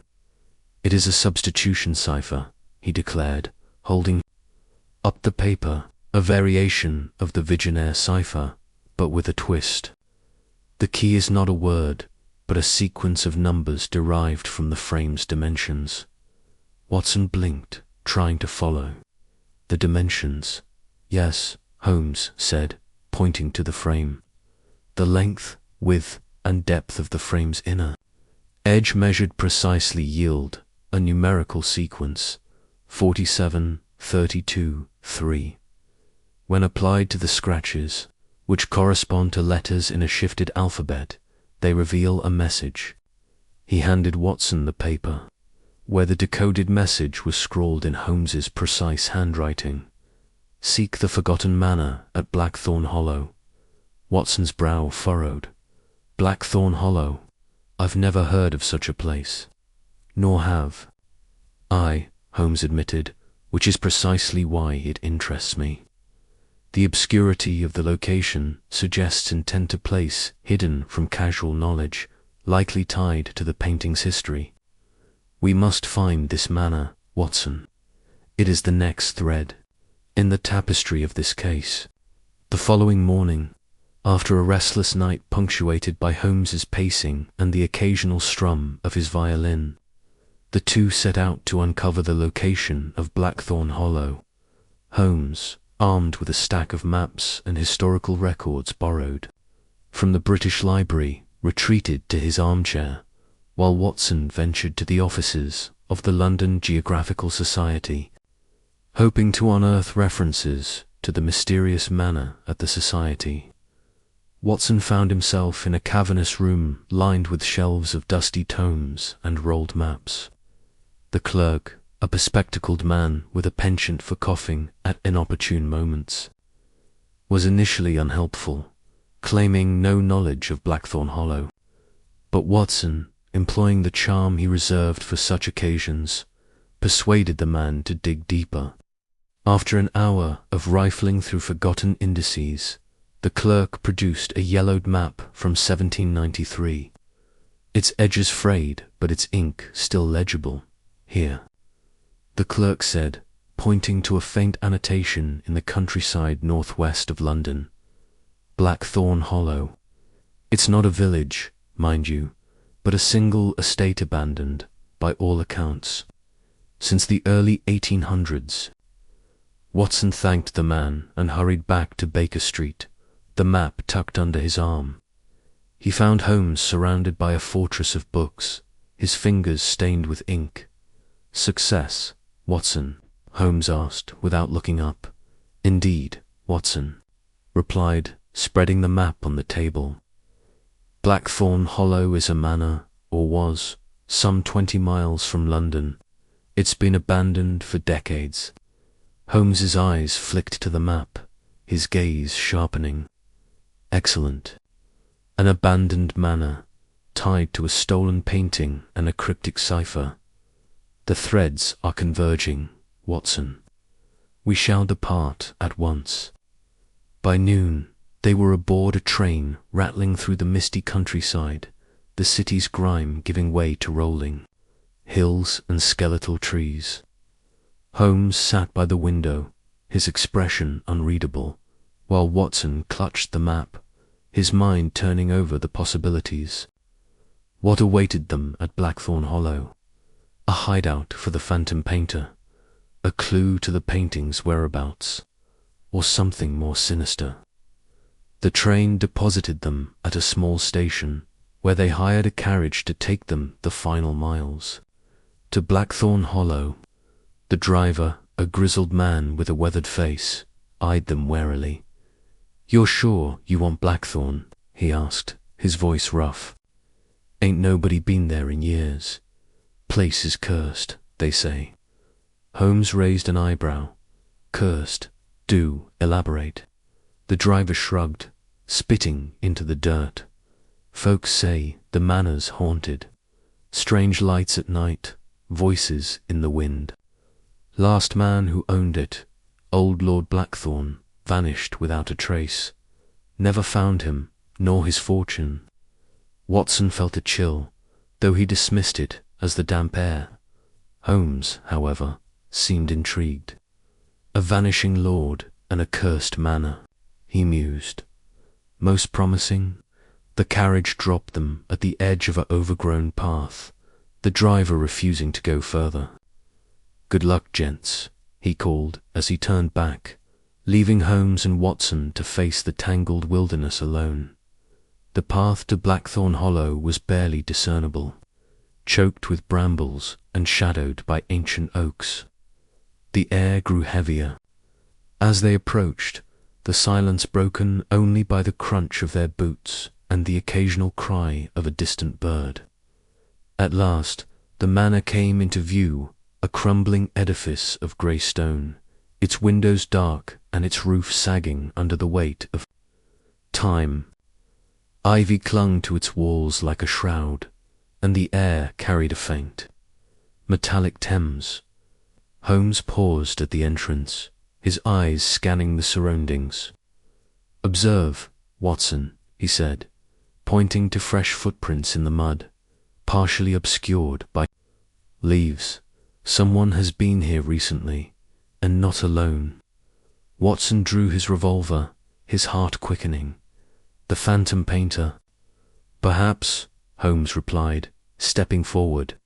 "Or their accomplice. Stay alert." The manor's interior was a labyrinth of decay. Dust motes danced in the slivers of light that pierced the boarded windows, and the floorboards groaned under their weight. Holmes moved with purpose, his gaze darting from one detail to another: broken chair, a faded tapestry, a smear of paint on a doorframe. Watson followed, his senses heightened, every creak of the house amplifying his unease. In the main hall, they found a grand staircase, its banister carved with the same vine motifs as the painting's frame. Holmes knelt, examining the floor. "More footprints," he said, leading upward. "And here," he pointed to a faint smear of crimson. "Paint identical to the shade found at the gallery. Our thief was here." They ascended the staircase, the air growing colder with each step. At the top, a long corridor stretched into darkness, lined with doors that hung askew on their hinges. Holmes chose the one at the far end, its handle coated in a thin layer of dust except for a small, clean patch where it had been recently turned. Inside was a study, its walls lined with empty bookshelves and a single, massive desk. On the desk lay a leather-bound journal, its pages brittle but intact. Holmes opened it, revealing sketches of paintings, maps, and cryptic notes in a spidery hand. "This," he said, "belonged to Lord Blackthorn. And look here." He pointed to a sketch of the enigmatic canvas, its details rendered with uncanny precision. Watson leaned closer. "So the painting originated here." "More than that," Holmes said, flipping to a page filled with symbols, variations of the one found at the gallery. Lord Blackthorn was no mere collector. He was a member of a secret society, one obsessed with art as a vessel for hidden knowledge. "This painting, Watson, is not just a masterpiece. It is a key." As Holmes spoke, a faint noise echoed from below, a soft thud, like a door closing. Watson's hand tightened on his revolver. "We're not alone," he whispered. Holmes's eyes gleamed. "No, we are not. Stay close, Watson. The game is afoot." They crept back to the corridor, moving silently. The thud came again, followed by the unmistakable sound of footsteps. Holmes gestured toward a side staircase, narrow and winding, that led to the manor's lower levels.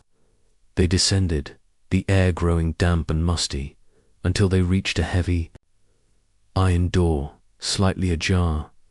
Beyond it was a cellar, lit by a single lantern that cast long shadows across the stone walls.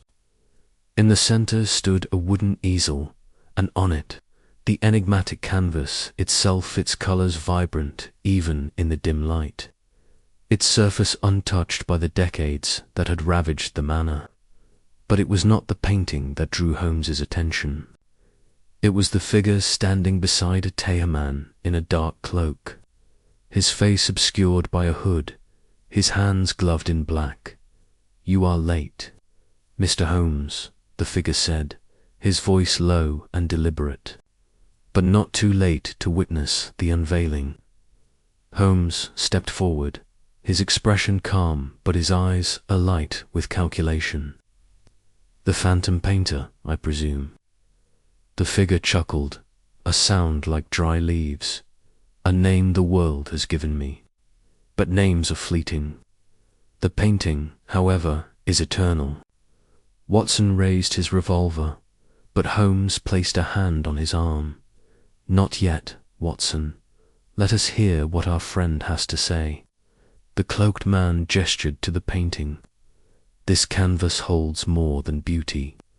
It is a map, a guide to a treasure that Lord Blackthorne hid long ago.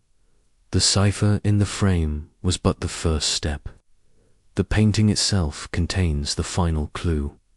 Holmes's gaze flicked to the canvas, his mind racing. "A map to what, precisely?" The man's eyes glinted. "Beneath his hood, power, wealth, secrets that could topple empires. But you, Mr. Holmes, will not live to see them." With a sudden movement, the man hurled a vial of liquid at the painting. It shattered, releasing a cloud of acrid smoke. Watson coughed, his vision blurring as the cloaked figure darted for a hidden passage in the wall. Holmes, undeterred, lunged forward, seizing the man's cloak just as he slipped through. The chase was brief but intense, the passage leading to a tunnel that emerged in the manor's overgrown garden. The cloaked figure was fast, but Holmes was faster, tackling him to the ground. Watson, staggering from the smoke, arrived just as Holmes tore the hood away, revealing a face both unfamiliar and strangely familiar, a man in his 40s, with sharp features and eyes burning with defiance. "Professor Elias Vane," Holmes said, his voice steady. "Art historian forger, and, it seems, the phantom painter." Vane sneered, struggling beneath Holmes's grip. "You know nothing, Holmes. The painting's secrets are mine, and mine alone." Holmes tightened his hold. "We shall see about that." With Vane subdued and the painting secured, Holmes and Watson returned to the cellar, where the canvas still stood, unharmed by the smoke. Holmes examined it closely, his fingers tracing the intricate brushstrokes. "The final clue," he murmured, "hidden in the paint itself.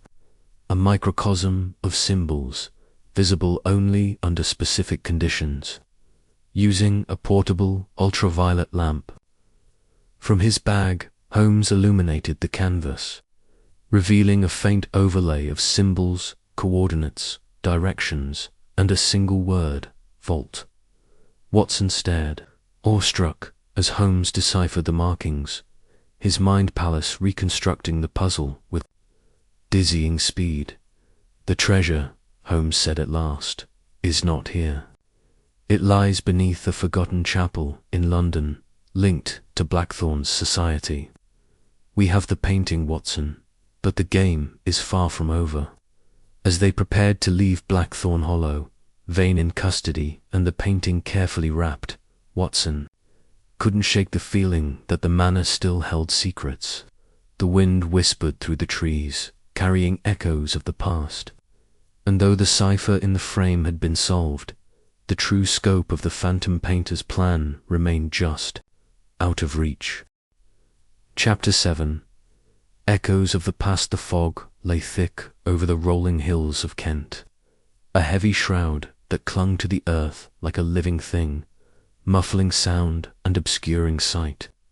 Sherlock Holmes and Dr. John Watson stood at the edge of a muddy lane, their breath visible in the chill morning air. Before them loomed the silhouette of Blackthorne Manor, its gabled roofs and crumbling chimneys barely discernible through the mist. The manor, long abandoned, seemed to pulse with a quiet menace, as if it resented their intrusion. Holmes adjusted his overcoat, his sharp eyes scanning the overgrown path leading to the manor's iron gates. "This is the place, Watson," he said, his voice low but steady. "The cipher in the frame pointed us here, and here we shall find the next thread in this tangled skein." Watson, clutching his medical bag more for comfort than necessity, peered into the fog.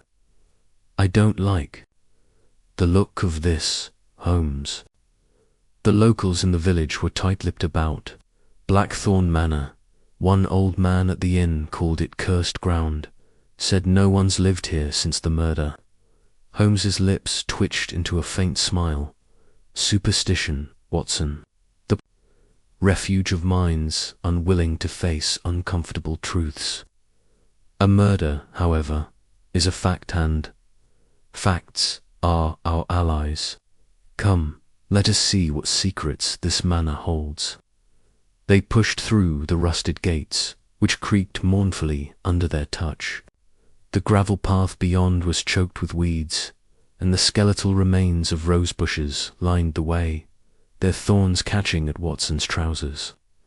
The manor itself was a Gothic relic, its stone facade weathered and streaked with moss. Windows, dark and hollow, stared down like the eyes of a forgotten giant. Watson felt a shiver that had little to do with the cold. Inside, the air was stale, heavy with the scent of mildew and decay. The grand foyer, once opulent, was now a mausoleum of dust and cobwebs. A chandelier hung askew, its crystals dulled by grime. Holmes moved with purpose, his cane tapping lightly against the floorboards as he examined the space. "Observe, Watson," he said, crouching near the base of a crumbling staircase. "Footprints in the dust. Recent someone has been here within the last week." Watson squinted at the faint marks. Could it be vandals? Or perhaps squatters? Holmes shook his head. "The prints are deliberate, not aimless. They lead toward the west wing. Our visitor had a purpose." He stood, brushing dust from his gloves, and followed the trail. Watson hurried after him, his hand straying to the revolver in his coat pocket. The west wing was a labyrinth of corridors, each lined with faded portraits and locked doors. Holmes paused at one painting, a somber depiction of a young woman in a crimson gown, her eyes wide with an emotion Watson couldn't place. Fear, perhaps, or sorrow. The plaque beneath read, "Eleanor Blackthorne, 1842. This must be the family," Watson said, noting the resemblance in other portraits along the hall. "The Blackthornes owned this manor, didn't they?" "Indeed," Holmes replied, his gaze lingering on Eleanor's portrait. "And it was here, in 1842, that Eleanor Blackthorne was found dead, her throat cut, and the case never solved. The painting stolen from the gallery, the crimson veil, was her worker self-portrait, if the rumors are to be believed. Its theft is no coincidence. They followed the footprints to a heavy oak door at the corridor's end. It was ajar, revealing a library that time had not been kind to. Bookshelves sagged under the weight of mouldering tomes, and a massive fireplace dominated one wall, its hearth cold and filled with ash. The footprints led to a desk in the corner, where papers lay scattered, yellowed with age. Holmes pounced on the desk like a hawk, his gloved hands sorting through the documents with precision. "Letters," he murmured. "Correspondence between Eleanor Blackthorne and a certain Lord Reginald Ashford. Most intriguing." Watson leaned over his shoulder, reading a fragment of one letter. "My heart is yours, but my art is my own. They will never understand, Reginald, and I fear their wrath. Sounds like a love affair gone wrong. More than that, Watson," Holmes said, holding up another letter. This one mentions a society that disapproved of their union. And here he pointed to a phrase scrawled in Eleanor's hand. The Order of the Saffron Veil will not forgive. The Order of the Saffron Veil. Watson frowned. That sounds like the secret society you mentioned earlier, connected to the missing painter. Precisely, Holmes said, his eyes alight. The stolen painting, the cipher, the manner, all roads lead to this order. They were a clandestine group of artists and patrons, obsessed with protecting certain works of art they deemed sacred. Eleanor Blackthorne was one of their own, but she broke their rules. Her murder was no random act. Watson glanced around the library, unease creeping up his spine. So, the phantom painter, you think they're tied to this order? Stealing Eleanor's painting to settle some old score? Holmes didn't answer immediately. He was examining the fireplace, running his fingers along the stonework. With a soft click, a panel slid aside, revealing a hidden compartment. Inside was a small leather-bound journal, its cover embossed with the same cryptic symbol found at the Galleria, swirling design resembling a painter's palette entwined with a serpent. Holmes opened the journal, scanning its pages. Eleanor diary, he said. She details her involvement with the Order, her love for Ashford, and her growing fear of their retribution. Listen to this. They believe my painting holds the key to their secrets, a map to their hidden vault. I have hidden it within the frame, but if they find it, I am lost. Watson's eyes widened. The cipher we found, it wasn't just pointing to this manor. It's a map to this vault. Holmes nodded. And someone else is searching for it. The footprints, the disturbed papers, the phantom painter or their accomplice has been here, seeking the same answers we are. A sudden noise, a creak from the floorboards above made Watson start. Holmes held up a hand, his expression calm but alert. We are not alone, he whispered. Stay close, Watson. They crept upstairs, following the sound to a long gallery, lined with more portraits, these even older, their subjects staring down with stern, unyielding gazes. The air grew colder, the fog outside pressing against the windows like a living thing. At the gallery's end, a door stood slightly open, and from within came the faint glow of candlelight. Holmes motioned for silence and peered through the crack. Inside was a small chapel, its walls adorned with faded frescoes depicting scenes of artistic creation, painters at their easels, sculptors with chisels, all under a golden veil-like symbol. A figure stood at the altar, cloaked in black, their back to the door. They were rifling through a wooden chest, muttering to themselves. Holmes pushed the door open, his cane raised like a weapon. Good evening, he said, his voice cutting through the silence.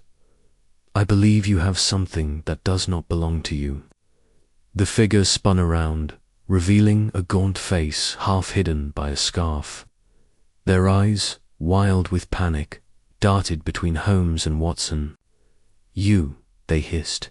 You shouldn't be here. Nor should you, Holmes replied, stepping forward. But since we are all trespassers, perhaps you can enlighten us. Where is the Crimson Veil, and what is the Order of the Saffron Veil? Hiding, the figure lunged for a candlestick, brandishing it like a club. Watson drew his revolver, but Holmes stayed his hand. No need for violence, Holmes said. You are outnumbered, and I suspect you are not the mastermind of this affair. Tell us what you know, and we may yet resolve this without further trouble.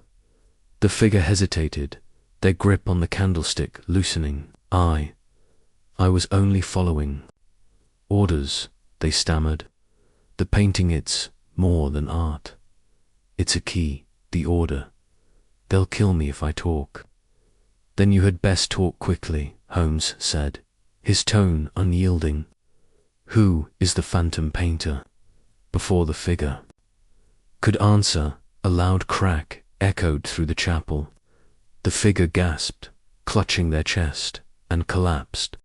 A dart, small and tipped with a dark substance, protruded from their neck. Holmes spun toward the window, where a shadow moved swiftly through the fog. "After them," he shouted, racing for the door. Watson followed, his heart pounding as they plunged into the misty night. The chase led them through the manor's overgrown gardens, where brambles tore at their clothes. The shadow was fast, darting between trees, but Holmes's keen eyes tracked every movement. They cornered the figure at the edge of a frozen pond, where the fog was so thick Watson could barely see his own hands. The shadow turned, revealing a masked face, their eyes gleaming with defiance.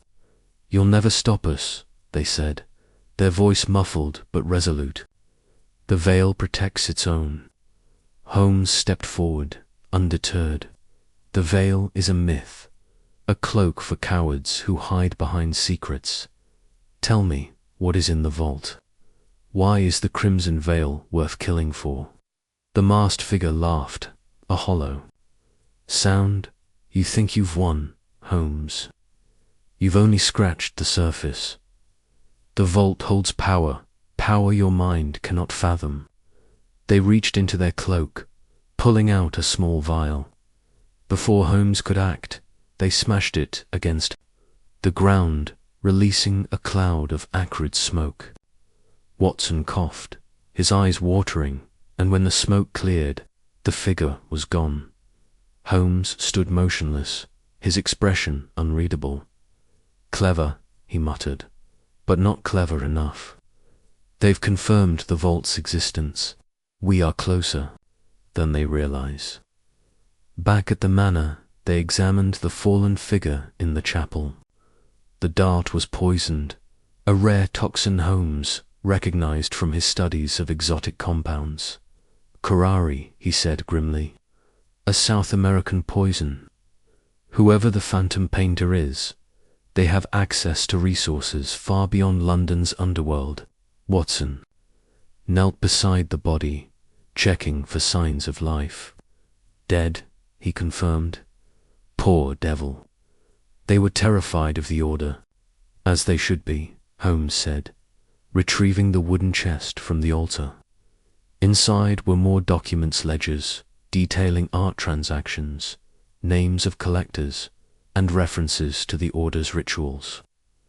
One name stood out: Lord Reginald Ashford, long deceased, but his descendants still prominent in London's elite circles. Holmes closed the chest, his mind already racing ahead. "The order is still active, Watson. Eleanor's murder was their warning, and the crimson veil is their key. We must return to London at once. The next move lies with the Ashford family and, I suspect, our wealthy collector from Chapter 8 is not as innocent as he claims." As they left Blackthorn Manor, the fog seemed to tighten its grip, as if reluctant to let them go. Watson couldn't shake the feeling that they were being watched, that the order's eyes were everywhere. Holmes, however, walked with the confidence of a man who had faced shadows before and emerged victorious.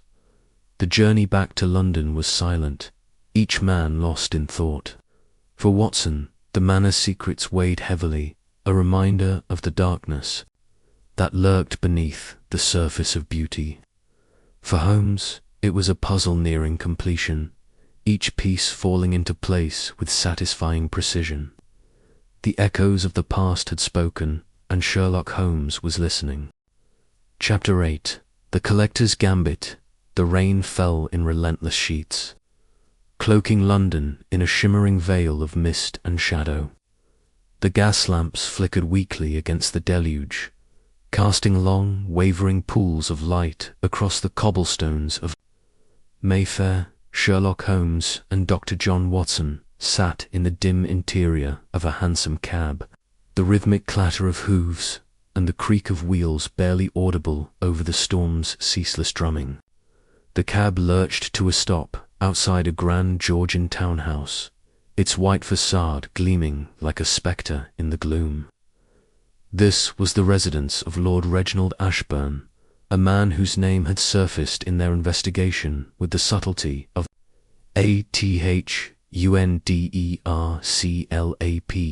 Holmes, his sharp features half hidden beneath the brim of his deer stalker, leaned forward, his eyes glinting with the intensity of a predator sizing up its prey.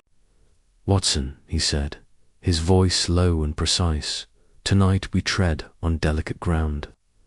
Lord Ashburn is no mere collector of art. He is a man whose wealth and influence cast long shadows. If he is involved in the theft of the Lament of Icarus, we must be as cautious as we are relentless." Watson, clutching his service revolver beneath his overcoat, nodded grimly. "His alibi is ironclad, Holmes. He was at a charity gala the night the painting was stolen, dozens of witnesses, including half the peerage. How could he have orchestrated such a theft?" Holmes's lips curled into a faint, enigmatic smile. "An alibi, Watson, is only as strong as the assumptions it rests upon. Let us test its mettle." The two men alighted from the cab, the rain soaking their coats as they approached the imposing oak door of Ashburn's residence. A liveried footman, his face as impassive as marble, admitted them into a cavernous hall adorned with opulent tapestries and marble busts. The air was thick with the scent of polished wood and beeswax, and the faint strains of a violin drifted from somewhere deeper within the house. Lord Ashburn, it seemed, was a man who cultivated refinement as meticulously as he did his collection. Were ushered into a drawing-room that could have rivaled the British Museum for its treasures. Paintings lined the walls-works by Titian, Rembrandt, and lesser-known masters whose names whispered of forgotten genius. At the centre of the room stood Lord Ashburn himself, a tall, angular man in his late 50s, his silver hair swept back from a high forehead. His eyes, a piercing shade of blue, assessed Holmes and Watson with the cold precision of a jeweller examining a flawed gem. "Mr. Holmes, Dr. Watson," Ashburn said, his voice smooth as velvet, yet edged with steel. "To what do I owe the pleasure of this unannounced visit? Surely Scotland Yard has not sent you to interrogate a man of my standing over some trifling matter." Holmes's expression remained unreadable. "Trifling, Lord Ashburn. The theft of the Lament of Icarus, a masterpiece valued at a king's ransom, is hardly trifling, nor is the trail of blood and deceit that surrounds it." Smile was a study in controlled composure. "I heard of the theft, of course, a tragedy for the art world, but I was at the Duke of Clarence's gala that night, as I'm sure you've been informed. My presence there is beyond dispute, indeed," Holmes replied, his tone deceptively mild. "Yet it is curious, is it not, that your name has surfaced in connection with the phantom painter, a figure whose legend is as elusive as the painting itself?" Ashburn's eyes narrowed, but his smile did not falter. "The phantom painter is a myth, Mr. Holmes, a fanciful tale spun by romantics and gossips, ideal intangible beauty, not ghost stories." Holmes paced slowly before a massive canvas depicting a storm-tossed sea, his hands clasped behind his back. "A myth, you say?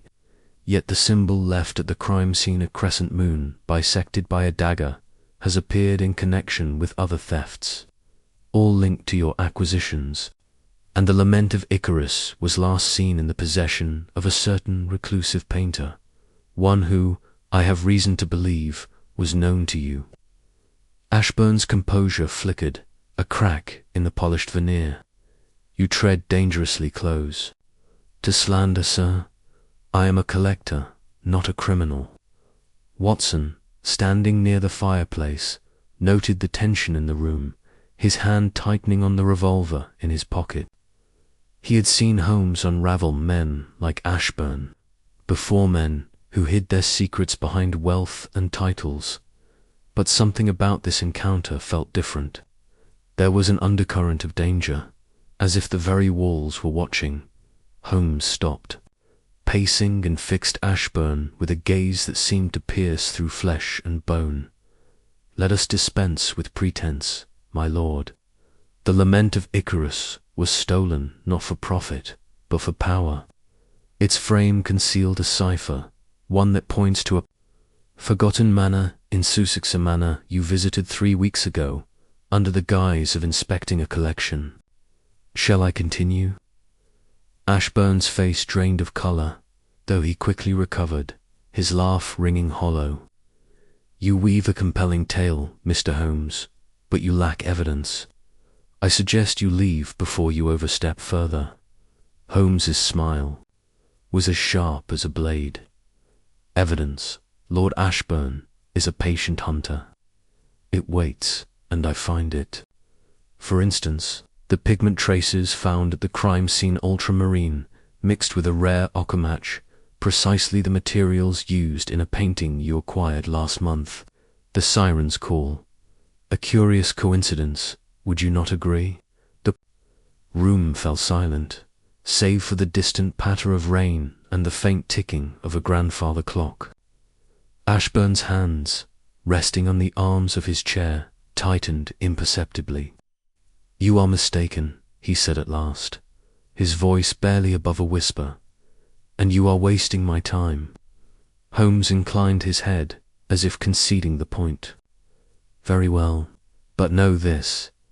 I am not a man who mistakes shadows for substance. Good evening, Lord Ashburn." As they stepped back into the rain-soaked night, Watson glanced at Holmes, his brow furrowed. "He's hiding something, Holmes, but we've no proof.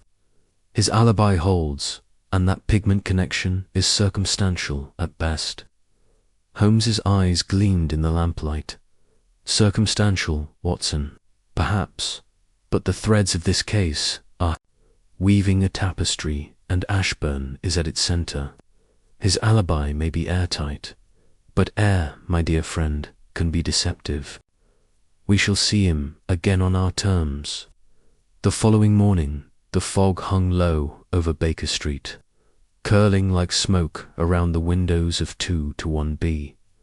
Holmes sat cross-legged on the floor, surrounded by a chaos of papers, photographs, and chemical vials.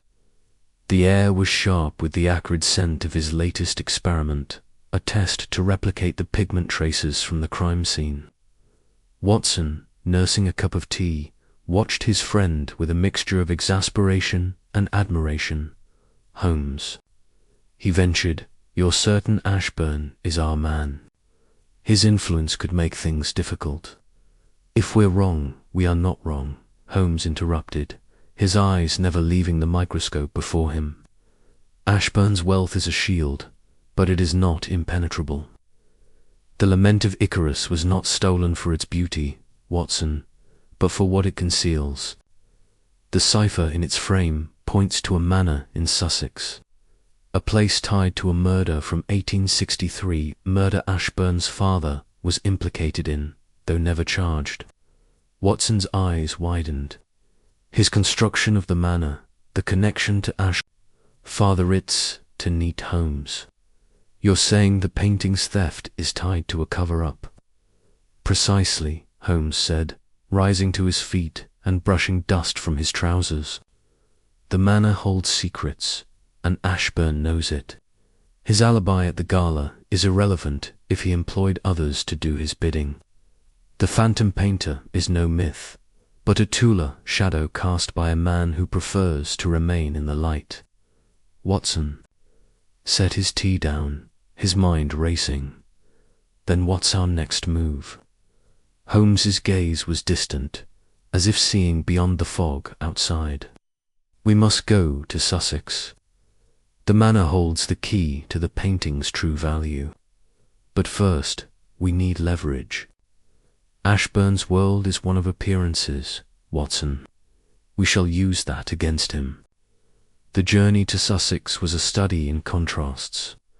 London's clamour gave way to the rolling green hills and quiet lanes of the countryside. The manor, known as Blackthorn Hall, stood at the edge of a desolate moor, its ivy-covered walls crumbling under the weight of time. The air was heavy with the scent of damp earth and decay, and the house itself seemed to whisper of secrets long buried. Holmes and Watson approached cautiously, their boots sinking into the muddy path. The manor's windows were dark, its doors barred, but Holmes's keen eyes spotted signs of recent activity. Fresh footprints in the mud, a broken lock hastily repaired. "Someone has been here," he murmured, producing a set of lockpicks from his pocket. "Let us see what they sought to hide." Inside, the manor was a labyrinth of dust and shadows. Cobwebs draped the chandeliers, and the air was thick with the musty smell of neglect. Holmes moved with purpose, his lantern casting eerie shapes across the walls. In a hidden room behind a false panel, they found it, a cache of documents, ledgers and letters, all bearing the seal of a secret society known as the Order of the Saffron Veil. The papers detailed a network of black market art dealings, with Ashburn's name appearing repeatedly as a silent partner. The journey to Sussex was a study in contrasts. London's clamour gave way to the rolling green hills and quiet lanes of the countryside. The manor, known as Blackthorn Hall, stood at the edge of a desolate moor, its ivy-covered walls crumbling under the weight of time. The air was heavy with the scent of damp earth and decay, and the house itself seemed to whisper of secrets long buried. Holmes and Watson approached cautiously, their boots sinking into the muddy path. The manor's windows were dark, its doors barred, but Holmes's keen eyes spotted signs of recent activity. Fresh footprints in the mud, a broken lock hastily repaired. "Someone has been here," he murmured, producing a set of lockpicks from his pocket. "Let us see what they sought to hide." Inside, the manor was a labyrinth of dust and shadows. Cobwebs draped the chandeliers, and the air was thick with the musty smell of neglect. Holmes moved with purpose, his lantern casting eerie shapes across the walls. In a hidden room behind a false panel, they found it, a cache of documents, ledgers and letters, all bearing the seal of a secret society known as the Order of the Saffron Veil. The papers detailed a network of black market art dealings, with Ashburn's name appearing repeatedly as a silent partner. Watson leafed through the documents, his face grim. "This is damning, Holmes. Payments to known forgers, coded messages about the Lamantits all here. But how do we tie this to the theft?" Holmes held up a single sheet, his eyes alight with triumph. "This, Watson, a letter from Ashburn to the painter, dated 2 days before the theft. It speaks of securing the legacy and mentions the manor explicitly. The lament of Icarus was not merely stolen, it was reclaimed. The documents revealed a chilling truth. The lament of Icarus was more than a painting. Its frame concealed a map to Blackthorn Hall, where evidence of an 1863 murder-crime that could ruin Ashburn's family name had been hidden. The painting's theft was a desperate act to protect a legacy built on blood. Back in London, Holmes devised a plan to confront Ashburn. "He is a man of pride," Holmes said, pacing the sitting room of 2-1B. "We cannot accuse him openly, his influence would crush us. Instead, we shall draw him out, let him betray himself." The plan was simple yet audacious. Holmes arranged for a rumour to spread through London's art circles. A second painting, a companion to the lament, had been found, its frame containing another cipher. The bait was set for an exclusive auction at Christie's, where Holmes, disguised as a French art dealer, would observe Ashburn's reaction. The auction house was a glittering stage, its chandeliers casting a warm glow over the assembled elite. Holmes, his face altered by makeup and a false beard, moved through the crowd with the ease of a man born to deception. Watson, stationed near the entrance, watched for any sign of Ashburn's accomplices. When the painting of forgery crafted by an associate of Holmes's unveiled, Ashburn's composure faltered. His eyes darted to a man in the crowd, a wiry figure with a crescent moon tattoo on his wrist, the mark of the phantom painter. Holmes signalled Watson, who followed the man as he slipped from the auction. The chase led through rain-slicked alleys, the tattooed man moving with the desperation of one who knew the stakes. Watson, his heart pounding, cornered him in a dead-end street, where the man confessed he was a forger, hired by Ashburn to steal the lament and destroy its secrets. The final piece fell into place at Baker Street. Holmes invited Ashburn, under the pretense of discussing a rare acquisition. When Ashburn arrived, he found the forged painting on display, its frame deliberately altered to suggest a new cipher. Holmes watched as Ashburn's facade crumbled, his questions about the painting's origin growing frantic.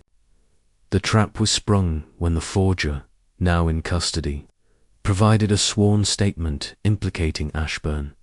Faced with the evidence documents from Blackthorn Hall, the forger's testimony, and the pigment traces linking his collection to the crime, Ashburn confessed. The lament of Icarus had been hidden in a private vault, its secrets intact. He had sought to erase the past, to protect his family's name from the scandal of a murder long buried. As Ashburn was led away by Lestrade's men, Holmes stood at the window of 2-1B, the fog outside lifting to reveal a city cleansed by truth. A collector's gambit, Watson, he said softly. He played for power, but forgot the simplest rule: no secret escapes the light forever. The lament of Icarus was returned to the gallery, its beauty unmarred by the shadows it had cast. And in the quiet of Baker Street, Holmes lit his pipe, the smoke curling like the fog of a case resolved. Chapter 9. A study in disguise. The fog hung low over London, a thick grey veil that seemed to muffle the city's heartbeat. Gaslights flickered, casting wavering pools of light on the cobblestones. A Sherlock Holmes stood in the shadows of a narrow alley off Bond Street, his sharp eyes, hidden beneath the brim of a worn cap, scanned the grand facade of the Rutherford auction house. Tonight, it was alive with the hum of anticipation, its tall windows glowing golden against the night. The city's elite had gathered. Within, drawn by whispers of rare treasures and forbidden art. Holmes, however, was not here for beauty or wealth. He was hunting. Watson stood beside him, his overcoat collar turned up against the damp chill. "Are you certain about this, Holmes?" he whispered, his breath visible in the cold air. "This place is a fortress. Guards at every entrance, and the guest list is tighter than a banker's vault." Holmes's lips twitched into the faintest of smiles. "Precisely why we're not entering as ourselves, my dear Watson." He adjusted the frayed scarf around his neck, his movements deliberate. His usual tailored suit was gone, replaced by the threadbare attire of a dock-worker-stained trousers, a patched jacket, and boots scuffed to authenticity. A false beard, meticulously applied, altered the sharp lines of his face and his posture. slouched just enough to erase the commanding presence of Sherlock Holmes. He was, for tonight, Tom Carver, a labourer with a questionable past and a keen interest in the auction's underbelly. Watson, less convincingly disguised as a gruff cabbie, shifted uneasily. I still think we should have brought Lestrade. If this goes wrong, it won't, Holmes interrupted, his voice low but firm. Lestrade's men would trample the subtlety of this operation. We need finesse, not force. Now, keep your eyes sharp and your wits sharper. Our quarry is inside, and I intend to flush them out. The plan was simple in theory, audacious in execution. The stolen painting, The Lady of the Mist, was rumoured to be among the lots at tonight's clandestine auction. A shadowy affair organised by figures tied to the black market art ring Watson had uncovered in Whitechapel. The painting's theft. From the Grosvenor Gallery had been no ordinary crime-locked doors, no signs of forced entry, and a single cryptic symbol left behind. Holmes's investigation had led them here, to the Rutherford, where the city's wealthy mingled with its criminals, all cloaked in the veneer of respectability. Holmes handed Watson a crumpled ticket, forged with precision to match the auction's. Invitations. Your role is to observe, Watson. Note every face, every gesture. The phantom painter's accomplice is here, and they'll reveal themselves through carelessness. Trust your instincts. Watson nodded, tucking the ticket into his pocket. And you? What's your play? Holmes's eyes glinted with a predatory gleam. I'll be mingling with the wolves. If the painting is here, someone will betray their hand. Now, go. The auction begins in 10 minutes. They parted ways, Watson heading toward the side entrance where hired help entered his forged ticket, granting him access as a temporary usher. Holmes slipped into the crowd at the main entrance, blending seamlessly with the porters and delivery men unloading crates of art. His disguise was flawless, his movements those of a man accustomed to labor, not deduction. Yet his mind was a storm of calculation. Every detail of the auction house's layout memorized from blueprints he'd acquired days earlier. Inside, the Rutherford was a cathedral of opulence. Crystal chandeliers cast fractured light across marble. Floors and the air was thick with the scent of polished wood and expensive perfume. The auction room was a cavernous space, its walls lined with portraits and landscapes, each a silent witness to the night's dealings. Guests in evening dress mingled, their laughter sharp and brittle, while waiters glided through the crowd with trays of champagne. Holmes, carrying a crate marked fragile, moved unnoticed among them, his eyes darting from face to face. He recognized several figures from Watson's underworld inquiries. Lord Reginald Harrow, a collector with a penchant for questionable acquisitions, Madame Elise Dubois, a French expatriate rumoured to fence stolen art, and Mr. Clarence Vane, a banker whose wealth was whispered to come from less than legal ventures. Any of them could be the phantom painter's ally, or perhaps the mastermind themselves. Holmes's task was to find the thread that connected them to the stolen masterpiece. He set the crate down near a side table, feigning a moment's rest as he eavesdropped on a nearby conversation. Two men, their voices low, discussed a special lot not listed in the catalogue. Holmes's pulse quickened. The painting, it had to be. He adjusted his cap, moving closer under the pretense of adjusting a nearby display. It's a risk, one man muttered, his accent clipped and aristocratic. If the buyer backs out, we're exposed. Relax, Harrow, the other replied, his tone oily. The phantom's mark guarantees interest. No one will trace it back to us. Holmes's fingers tightened around the crate's edge. Lord Harrow was involved, as he'd suspected. But who was his companion? The voice was unfamiliar, but the mention of the phantom's marker swirling sigil found at the crime scene confirmed they were discussing the Lady of the Mist. Holmes needed more. He needed to see the painting itself. Slipping away, he navigated the service corridors, his forged workers past granting him access to the auction's preparation rooms. The air grew cooler, the opulence giving way to stark utility. Crates and canvases lined the walls, each labeled with cryptic codes.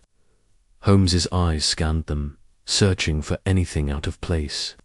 Near the far end, he found it, a crate marked, with the same swirling sigil, tucked behind a stack of lesser works.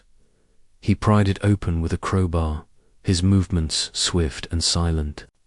Inside, wrapped in velvet, was the Lady of the Mist. Its ethereal figure, a woman cloaked in mist, seemed to shimmer even in the dim light. Holmes's fingers traced the frame, searching for the cipher he'd decoded days earlier. There it was, etched into the wood, a sequence of numbers and symbols pointing to a location of forgotten manor in Sussex. But why auction it here, only to risk exposure? A noise behind him, a soft scuff of boots.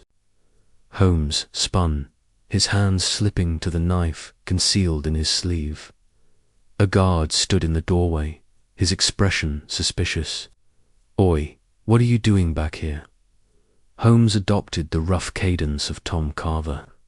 "Just checking the crates." "Mate," boss said, "one's damaged." The guard's eyes narrowed. "Show me your pass." Holmes produced the forged document, his heart steady despite the scrutiny. The guard studied it, then grunted. "Get back to work. No loitering." Holmes nodded, slipping past with a deferential slouch. He'd seen what he needed. The painting was here, and Harrow was involved. But the auction itself was a distraction, a sleight of hand to mask the true purpose. Holmes's mind raced, piecing together the clues. The phantom painter wasn't just a thief, they were orchestrating something larger. A scheme that reached beyond the painting's value. He rejoined the crowd in the auction room, where the bidding had begun. Watson, stationed near the back, caught his eye with a subtle nod. Holmes scanned the room, noting Harrow's position near the front, his posture tense. Beside him sat Madame Dubois, her gloved hands folded primly, but her eyes darted nervously. Vane was absent, likely overseeing the special lot from behind the scenes. The auctioneer, a wiry man with a nasal voice, announced the next item, a landscape by an obscure Dutch master. Holmes listened, his attention split between the stage and the crowd. The bidding was brisk, but he sensed a shift in the room's energy when the auctioneer paused, adjusting his notes. "And now," he said, his voice dropping conspiratorially, "a private lot for select bidders." Holmes's pulse quickened. This was it. The painting wasn't listed, but it was here, hidden among the private lots. He edged closer to the stage, his disguise allowing him to blend with the staff. Watson, sensing the shift, moved toward Harrow, his hand resting casually near the revolver hidden beneath his coat. The auctioneer unveiled a covered canvas, and the room fell silent. He pulled the cloth away, revealing the Lady of the Mist. Gasps rippled through the crowd, followed by a flurry of whispers. Holmes studied the bidders, noting their reactions. Harrow leaned forward, his eyes gleaming with greed. Dubois's lips tightened, her composure faltering. A third figure, seated in the shadows, raised a paddle with a gloved hand. Holmes couldn't see their face, but their posture was deliberate, controlled the phantom painter or their proxy. The bidding began at £50,000, a staggering sum that climbed rapidly. Holmes watched the gloved figure, their bids precise, almost mechanical. Harrow countered aggressively, his face flushed. Dubois hesitated, then joined, her bids cautious, but determined. The room crackled with tension. The painting's curse, a silent spectre fueling the frenzy. Holmes slipped behind a curtain, signaling Watson with a glance. They needed to act before the painting changed hands. He moved toward the stage, his mind mapping the exits. The auction house was a labyrinth, but he'd memorized every turn. If the painting was sold, it would vanish into the black market, and the phantom painter would slip away. Watson, meanwhile, maneuvered closer to Harrow, his cabbie's cap pulled low. He overheard a fragment of conversation between Harrow and a man in a dark suit. "The manor," Harrow whispered. "It's the key. Once the painting's sold, we move." The manor, the same location encoded in the frame. Holmes had been right. The auction was a diversion, a way to launder the painting, while the true plan unfolded elsewhere. He needed to intercept the buyer and uncover their connection to the phantom. As the bidding reached a fever pitch, Holmes made his move. He approached the stage, posing as a staff member delivering a message to the auctioneer. "Urgent note, sir," he muttered, handing over a folded paper blank, but enough to distract. The auctioneer paused, and in that moment Holmes leaned close, whispering, "There's a security issue. Clear the room." The auctioneer's eyes widened, but he nodded, signaling the guards. Chaos erupted as guests were ushered out, protests rising. Holmes used the confusion to slip backstage, where the painting was being secured. Watson followed, covering the rear exit in the storage room. Holmes found the gloved Badara woman, her face obscured by a veil. "You're bold," she said, her voice low, accented. "But you're too late." Holmes smiled thinly.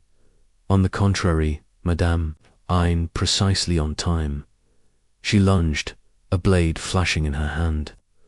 Holmes sidestepped, his knife meeting hers. In a swift parry, they grappled in silence, the painting between them. Watson burst in, revolver drawn, and the woman froze. "Drop it," Watson said. His voice steady, she complied, the blade clattering to the floor. Holmes lifted her veil, revealing Madame Dubois. "A fine performance," he said, "but your role in this ends here." Dubois's eyes blazed with defiance. "You think this is over? The phantom is beyond your reach." Holmes's smile was cold. "We shall see." They secured Dubois, but the painting remained the key. Holmes examined it again, his fingers tracing the frame. A hidden compartment clicked open, revealing a folded parchmentare map, more detailed than the cipher, leading to the manor. The European Unionth auction was halted, the painting confiscated as evidence. Dubois was taken into custody, but Holmes knew the true mastermind. The phantom painter remained at large. The manor held the answers, and he would find them as they left the auction house. The fog thicker than ever, Holmes's mind was already racing ahead. The trap was set, and the final act awaited. Chapter 10. The Midnight Pursuit. The fog hung low over London, a thick grey shroud that swallowed the gaslight's feeble glow. Sherlock Holmes and Dr. John Watson stood in the shadowed alley behind the Black Orchid auction house, their breaths misting in the chill night air. The auction had ended hours ago, but Holmes's sharp eyes had caught a fleeting figure slipping through a side door, a figure whose movements betrayed purpose and secrecy. The chase was on. Holmes adjusted his cap, the rough wool of his labourers, disguise itching against his scalp. "Watson, stay close," he murmured, his voice low but carrying the weight of command. "Our quarry is nimble, and the fog is their ally." Watson nodded, his hand resting on the revolver in his coat pocket. The weight of the weapon was a reassurance, though he hoped it wouldn't come to that. "Do you think it's the accomplice?" "You suspected," he whispered, his eyes scanning the mist for any sign of movement. "Almost certainly," Holmes replied, his gaze fixed on the cobblestones ahead, where the faintest scuff of a boot had left a mark. The auction revealed more than rare paintings. That figure, did you notice the hesitation in their step? A telltale sign of guilt, Watson. They know we're close. The alley twisted into a labyrinth of narrow passages, the kind of place where London's underbelly thrived. The air smelled of damp stone and stale tobacco, and the distant clatter of a hansom cab echoed faintly. Holmes moved like a hound on the scent, his long strides silent, his senses attuned to every detail. Watson followed, his heart pounding, not from fear but from the thrill of the hunt alongside his friend. They reached a fork in the alley, where the trail seemed to vanish. Holmes crouched, his fingers brushing the ground. "Here," he said, pointing to a smudge of mud on the edge of a crate. Our friend doubled back, likely to confuse pursuers. Clever, but not clever enough. He straightened, his eyes glinting with determination. This way. The pursuit led them toward the river, where the fog grew denser, curling off the Thames like ghostly fingers. The silhouette of warehouses loomed ahead, their windows dark and uninviting. Holmes paused, his head tilting as he caught a faint sound, a soft scrape, like leather on stone. "They're close," he whispered.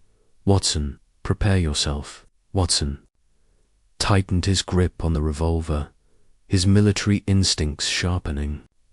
He'd faced danger before, from Afghan battlefields to London's criminal haunts. But there was something unnerving about this chase. The phantom painter's accomplice was no ordinary thief. The cryptic symbols, the stolen masterpiece, the whispers of a secret society all pointed to a mind as sharp as Holmes's own. A sudden clatter broke the silence, and Holmes surged forward, his coat flapping like a raven's wings. Watson followed, his boots slipping on the slick cobblestones. They rounded a corner and caught sight of their courier-cloaked figure darting toward a derelict warehouse. The figure glanced back, their face obscured by a scarf, but their eyes gleamed with panic in the dim light. "Stop," Watson shouted, his voice cutting through the fog. The figure didn't hesitate, slipping through a half-open door into the warehouse. Holmes didn't break stride, shouldering the door open and plunging into the darkness within. Inside, the air was thick with the scent of oil and rotting wood.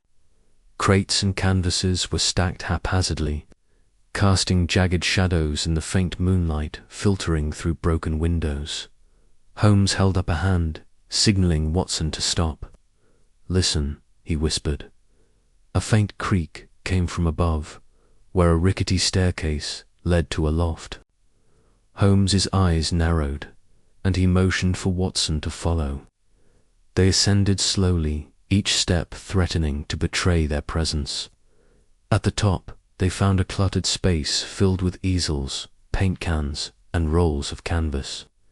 In the center stood the cloaked figure, frozen, clutching a small parcel wrapped in cloth. "You've led us on a merry chase," Holmes said, his voice calm but edged with steel. "But the game is up." Hand over the parcel. The figure's shoulders tensed, and for a moment Watson thought they might bolt again.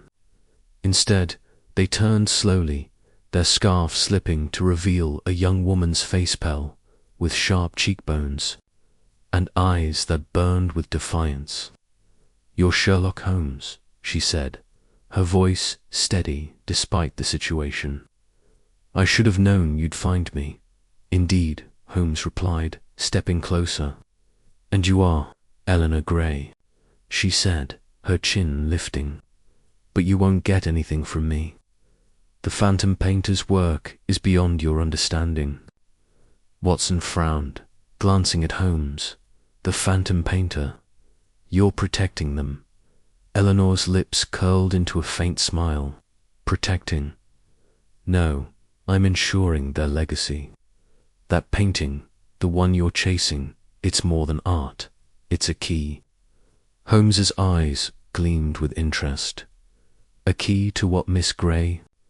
The cipher in the frame suggested a location, but you're carrying something else.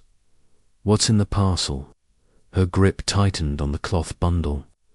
"You'll have to take it from me," she said, her voice low and challenging. Before Holmes could respond, a loud crash echoed from below. Watson spun, his revolver drawn, as footsteps thundered up the stairs. Two men burst into the loft, their faces rough and their hands gripping knives. "Eleanor, move."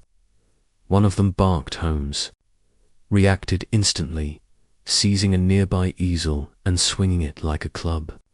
The first man stumbled back, cursing, as the easel splintered against his shoulder. Watson aimed his revolver at the second, who froze, his knife glinting in the moonlight. "Drop it," Watson ordered, his voice steady. The man hesitated, then let the knife clatter to the floor. Eleanor, however, saw her chance. She bolted for a side door, the parcel still clutched to her chest. Holmes was after her in a flash, his long legs closing the distance as Watson kept the two thugs at bay. The chase spilled back into the foggy streets, Eleanor weaving through alleys with the agility of someone who knew them well. Holmes pursued, relentlessly, his mind calculating her likely path. She was heading toward the docks, where the fog was thickest and escape by boat was possible. He couldn't let her reach the water, Watson. Holmes called over his shoulder. "Secure those men and follow." Watson nodded, already binding the thug's wrists with a length of rope from a nearby crate. "Be careful, Holmes," he shouted. But his friend was already a shadow in the mist. Holmes's pursuit took him through a maze of wharves and warehouses, the Thames's dank breath heavy in the air. Eleanor was fast, but Holmes was faster, his focus absolute. He spotted her silhouette against the glow of a dockside lantern, her steps faltering as she reached a small pier. A rowboat bobbed in the water, its oars ready. "Miss Gray," Holmes called, his voice cutting through the fog. "There's nowhere left to run. The parcel handed over, and we can discuss this like civilized people." Eleanor turned, her breath ragged. "You don't understand," she said, her voice trembling now. "If they get this, it's over. Everything the phantom painter worked for gone." "Who are they?" Holmes asked, edging closer. "The black market ring, the collector we met at the auction, or someone else?" Her eyes darted too. The boat, then back to Holmes. For a moment it seemed she might speak, but instead she hurled the parcel into the river. Holmes lunged forward, but it was too late. The bundle sank into the murky depths. "No," Eleanor cried, her defiance crumbling. She sank to her knees, her hands covering her face. "It's gone, all of it." Holmes knelt beside her, his expression unreadable. "Not all," he said quietly. "You still have answers, Miss Gray, and I intend to have them." Watson arrived moments later, panting, the two thugs secured and left for the police. He found Holmes standing over Eleanor, who was now silent, her fight drained. What happened? Watson asked, his eyes scanning the scene. The parcel is lost, Holmes said, his tone clipped. But Miss Grey will tell us what it contained and why it was worth such a desperate flight. Eleanor looked up, her eyes hollow. You think? You've won, Mr. Holmes, she said softly. But you've only seen the surface. The phantom painter's work isn't finished. Holmes's lips twitched into a faint smile. Then we shall uncover the depths together. Watson, help me escort Miss Grey to Baker Street. We have much to discuss. As they led her away, the fog seemed to thicken, as if London itself were guarding its secrets. Holmes's mind was already racing, piecing together the night's events with the clues from the auction, the cipher, and the manor. The parcel was gone, but its loss only sharpened his resolve. The phantom painter's accomplice was in custody, and the truth was within reach. The streets of London stretched before them, endless and shrouded, but Sherlock Holmes was undeterred. The chase had ended, but the game was far from over. The journey back to Baker Street was tense, the fog muffling the clop of their hansom cab's hooves. Eleanor sat between Holmes and Watson, her hands bound loosely with Watson's scarf of precaution, though she showed no sign of further resistance. Her silence was heavy, her earlier defiance replaced by a weary resignation that intrigued Holmes. She was no common criminal. Her loyalty to the phantom painter suggested a deeper connection, one he intended to unravel. Inside 2-1B, the fire crackled, casting warm light across the cluttered room. Mrs. Hudson, ever discreet, had left a tray of tea and biscuits before retiring. Holmes gestured for Eleanor to sit, his eyes never leaving her face. Miss Grey, he began, settling into his armchair, you've risked much tonight. Tell me why. Eleanor's gaze flickered to the fire, then back to Holmes. You wouldn't believe me if I told you, she said, her voice barely above a whisper. Try me, Holmes replied, steepling his fingers. I've encountered stranger truths than you might imagine. Watson poured tea, his movements deliberate, giving Eleanor time to collect herself. He'd seen Holmes at work countless times, coaxing secrets from the reluctant with a blend of logic and empathy. But Eleanor was different. Her resolve was rooted in something personal, not just criminal. The painting, she said at last. The one you're chasing, it's not just art. It's a map, a record of something hidden for decades. The phantom painter. They're not a thief. They're a guardian. Holmes leaned forward, his interest piqued. A guardian of what the parcel you threw into the Thames was. It part of this secret. Eleanor hesitated, then nodded. It was a ledger. Names, dates, transactions, proof of who's been funding. The black market ring you mentioned. The painting points to their meeting place of vault, hidden somewhere in London. If they'd gotten the ledger, they'd have destroyed it, and the truth with it. Watson frowned. But why throw it away? If it was so important, because I had no choice. Eleanor snapped, her eyes flashing. You were too close. If you'd caught me with it, they'd know I'd betrayed them. This way, it's lost, but so is their chance to cover their tracks. Holmes's eyes narrowed. You're protecting someone. The phantom painter, perhaps. Or is it personal loyalty to the cause? Eleanor's lips pressed into a thin line. You're clever, Mr. Holmes, but you're fishing. I've said enough. Not nearly, Holmes countered. The cipher in the frame pointed to a manor which we visited. The manor's history tied the painting to a murderer, murder you seem to know about. Tell me, Miss Grey, how does a young woman like yourself become entangled in such a web? Eleanor's hands clenched in her lap. The manor, it was my family's, once. The murder was my great-uncle's. The painting was his, too, before. It was stolen. The phantom painter, they're trying to right that wrong. Holmes exchanged a glance with Watson. This was new information, a thread that tied the case's loose ends together. Your great-uncle, Holmes said slowly. His death was no ordinary crime, was it? The painting's cursed superstition, or something more?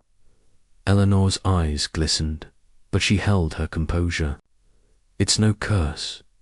It's a promise.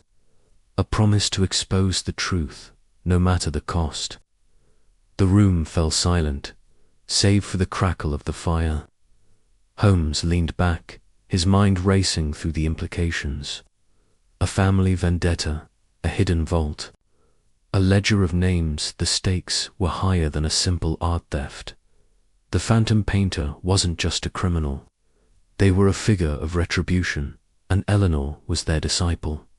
Watson, Holmes said, rising, see that Miss Grey is comfortable. She'll be our guest until morning, when we'll arrange for Inspector Lestrade to take her statement. Watson nodded, guiding Eleanor to a spare chair near the fire. She sat stiffly, her gaze distant. Holmes moved to the window, staring out at the fog-shrouded street. The ledger was gone, but Eleanor's words had given him a new map, one of motives and histories, leading to the heart of the conspiracy. Morning broke grey and cold, the fog lingering like an unwelcome guest. Inspector Lestrade arrived promptly at 8, his mustache twitching with irritation at being summoned so early. Holmes, this better be worth my time, he grumbled, eyeing Eleanor with suspicion. Who's this, then, Miss Eleanor? Grey, Holmes said, his tone brisk. An accomplice to the phantom painter and a key witness in our case. She has information about a black market ring and a hidden vault. I trust you'll handle her with care. Lestrade's eyebrows shot. Up, a vault. Holmes, you've got more secrets than a penny dreadful. All right, miss, come with me. Eleanor rose, her expression unreadable. As Lestrade led her out, she paused, looking back at Holmes. You'll find it, Mr. Holmes, she said softly. The vault, but be careful, they're watching. Holmes inclined his head, a silent acknowledgement. The door closed, and Watson turned to him. What now, Holmes? The ledger's at the bottom of the Thames, and we've only heard word about this vault. Holmes smiled faintly, lighting his pipe. Her word is enough, Watson. The ledger was a piece of the puzzle, but not the whole. The painting, the manner, the murder, they all point to a single truth. The phantom painter's motive is vengeance, and their target is someone powerful. We need only find the vault. Watson sighed, settling into his chair.